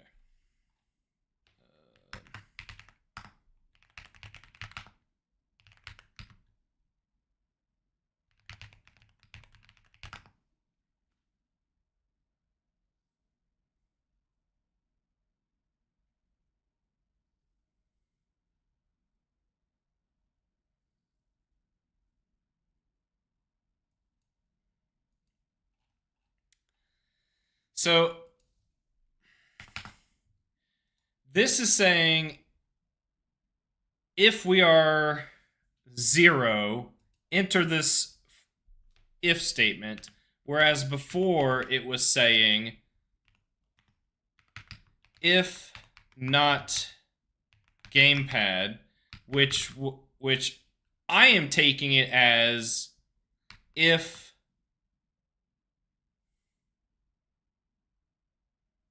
not 0. So if gamepad is null, then if not 0 equals 1, right? You flip the 0. And when it's 1, you enter. So you're entering the if statement, if not 0, if not no, like I'm reading it as a human, if not null, when really this is saying if it's null, you want to enter. Because if we actually used if null or if null pointer, that's a 0. That statement fails, so we never enter the if statement. So this is written to enter the if statement when we are null. I just like, for me and how I go about reading code, I'm reading not like if not null, which was wrong. At least for pointers, you read it as if that not's there, you're basically reading it as, hey, it's null, enter the if statement. This is what we wanted. I was just mentally reading it wrong, so I misunderstood why the code was doing what it was doing. This is what we wanted. I don't like it. This is more explicit and clear for me to understand and read, which is why I do it this way instead. Because I was like, this is correct, and it's not the same as if gamepad not equal null. Like this, if gamepad not equal null is not the same as if not gamepad. I was reading it as the same. So that made it a little confusing for me. Now, to be fair, I'm sure there's a lot of people who are very used to reading code like this, and it's perfectly fine. It just isn't for me.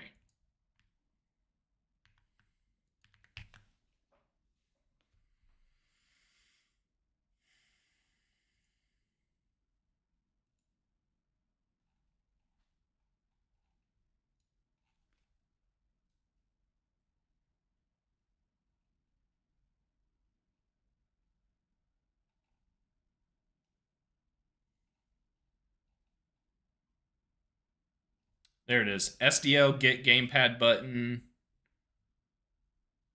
Okay, so I can read the state directly. SDL get gamepad button. So are the events only for detecting if a gamepad is connected or disconnected, or can I also get button events?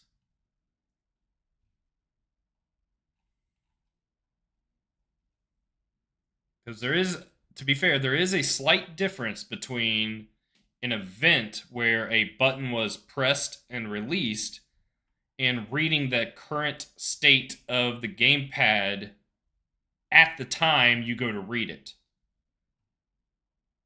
I don't mind supporting both. I would hate to only have to do one or the other, though.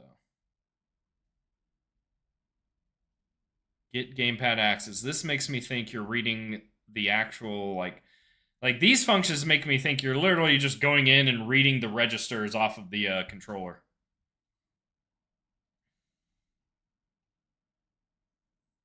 I wonder, okay, so I wonder if, where's this defined? I wonder if there's like a button pressed event for this. Oh, let's frickin' go. Gamepad button down, gamepad button up. Touchpad. Ooh, is this for the Steam? Oh. I'm going to have to try this out in the Steam Deck sooner than later, I think. Okay, so button up, button down. Gamepad added, removed. Gamepad remapped? I guess that's fair. I guess you can technically change like the IDs of your gamepad on your operating system. I don't know how SDL would read that. Gamepad axis motion? Oh, I guess that's fair. An axis doesn't go up or down, does it? So that's just saying axis changed. Okay, so I need to handle events and I need to handle current state. Okay. So you pass in the pointer. So this is effectively going to be the integer ID for the gamepad. We read the state of all of the buttons we're going to support.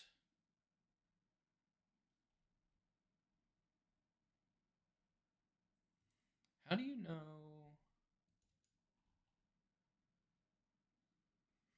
Is there something that defines what the buttons are? like gamepad button A, gamepad button, like yeah. So there's SDL gamepad axis. Okay, gamepad axis. So there's probably a gamepad button.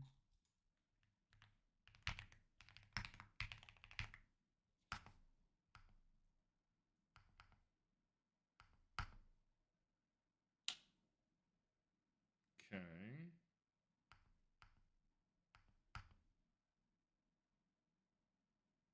It is nice music.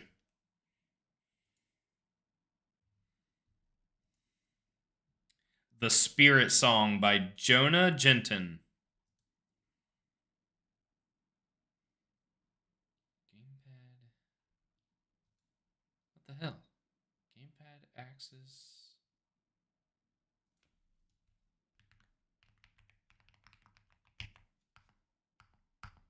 It must be in a different header file.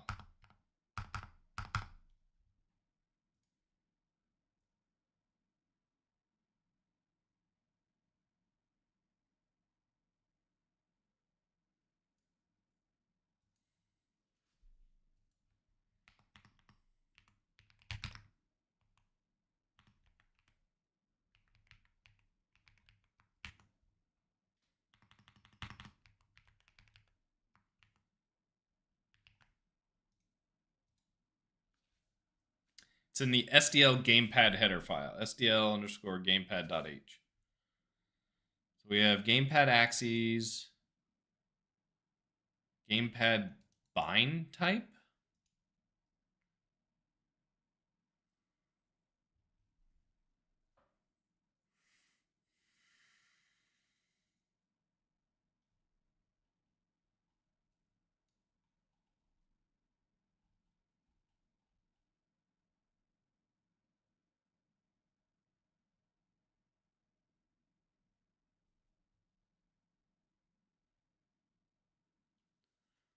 Huh.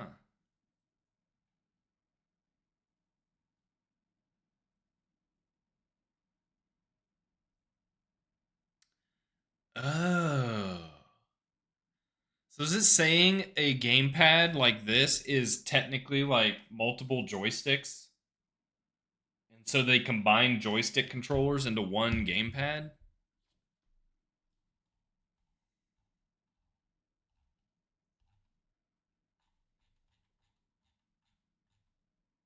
Okay, there we go. We got button ABXY, cross, circle, square, triangle. All right, this is what I need. I don't need to go crazy here.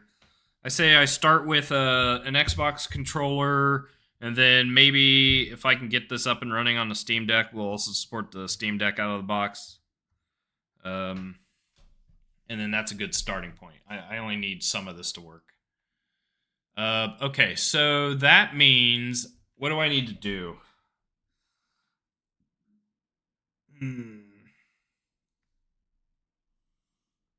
Button pressed, gamepad ID. The other approach I can take. No, I don't think that'll work. I need this to be dynamic enough that any person can plug in a gamepad controller. You'll know when it's connected. So, an example of when I would want to use this is in Baldur's Gate 3, you have a different UI when you're on mouse and keyboard, and then anytime it like Baldur's Gate 3 recognizes you're using a controller, it swaps out that UI for the controller UI. So this would be a reason to have this exposed if I want to do the same thing. Um on axis change, so that would be the ID, the axis value, and then its actual value. Yeah, I think this is how I want to do this.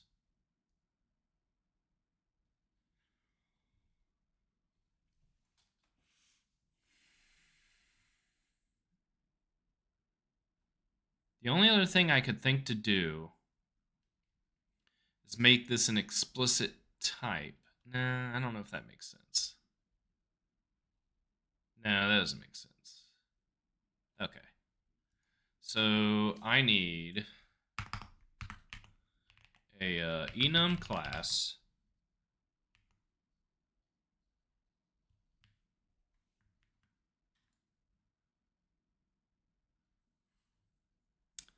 ABXY cross circle square triangle. Oh, cross circle square triangle. That's for the oh god, is this that's the PlayStation nonsense, isn't it? Cross circle square triangle. I think that's PlayStation nonsense. Where's the D-pad? Oh, it's already over here. Gamepad button. Gamepad button label.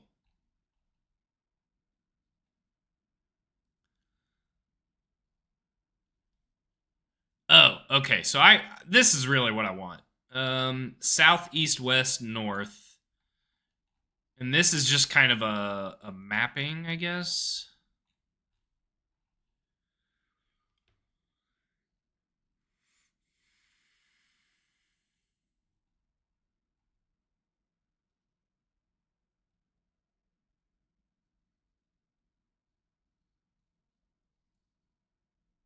Makes it easy to show button prompts.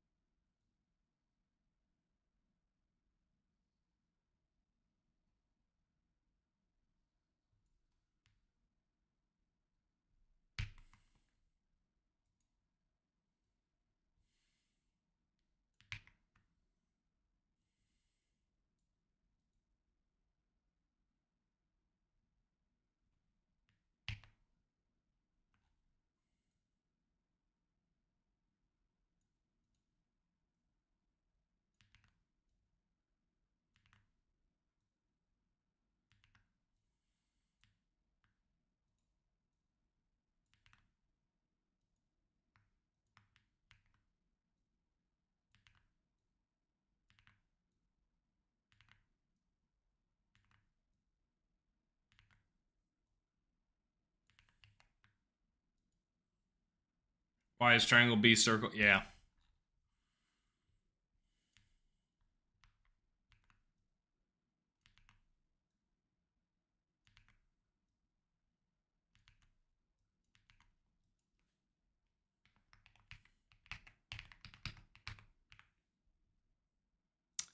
Uh,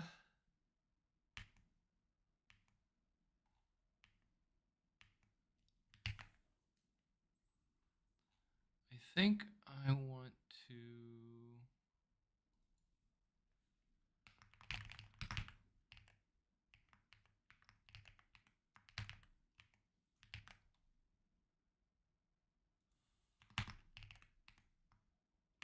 Yeah, this is what I want to do.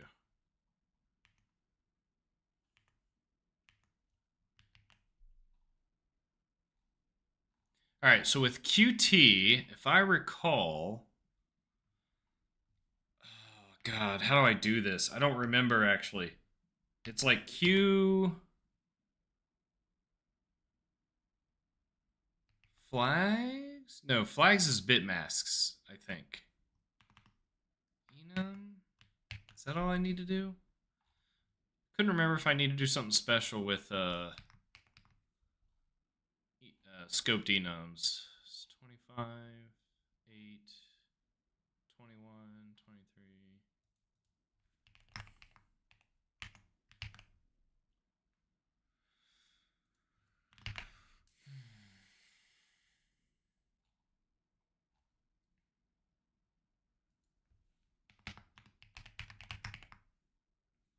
So this is going to be like void button pressed integer ID.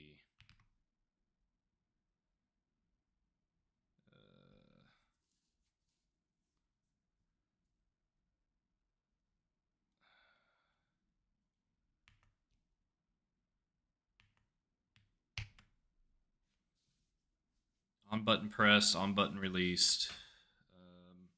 All right, I think just this is good enough to start with. I'm gonna need.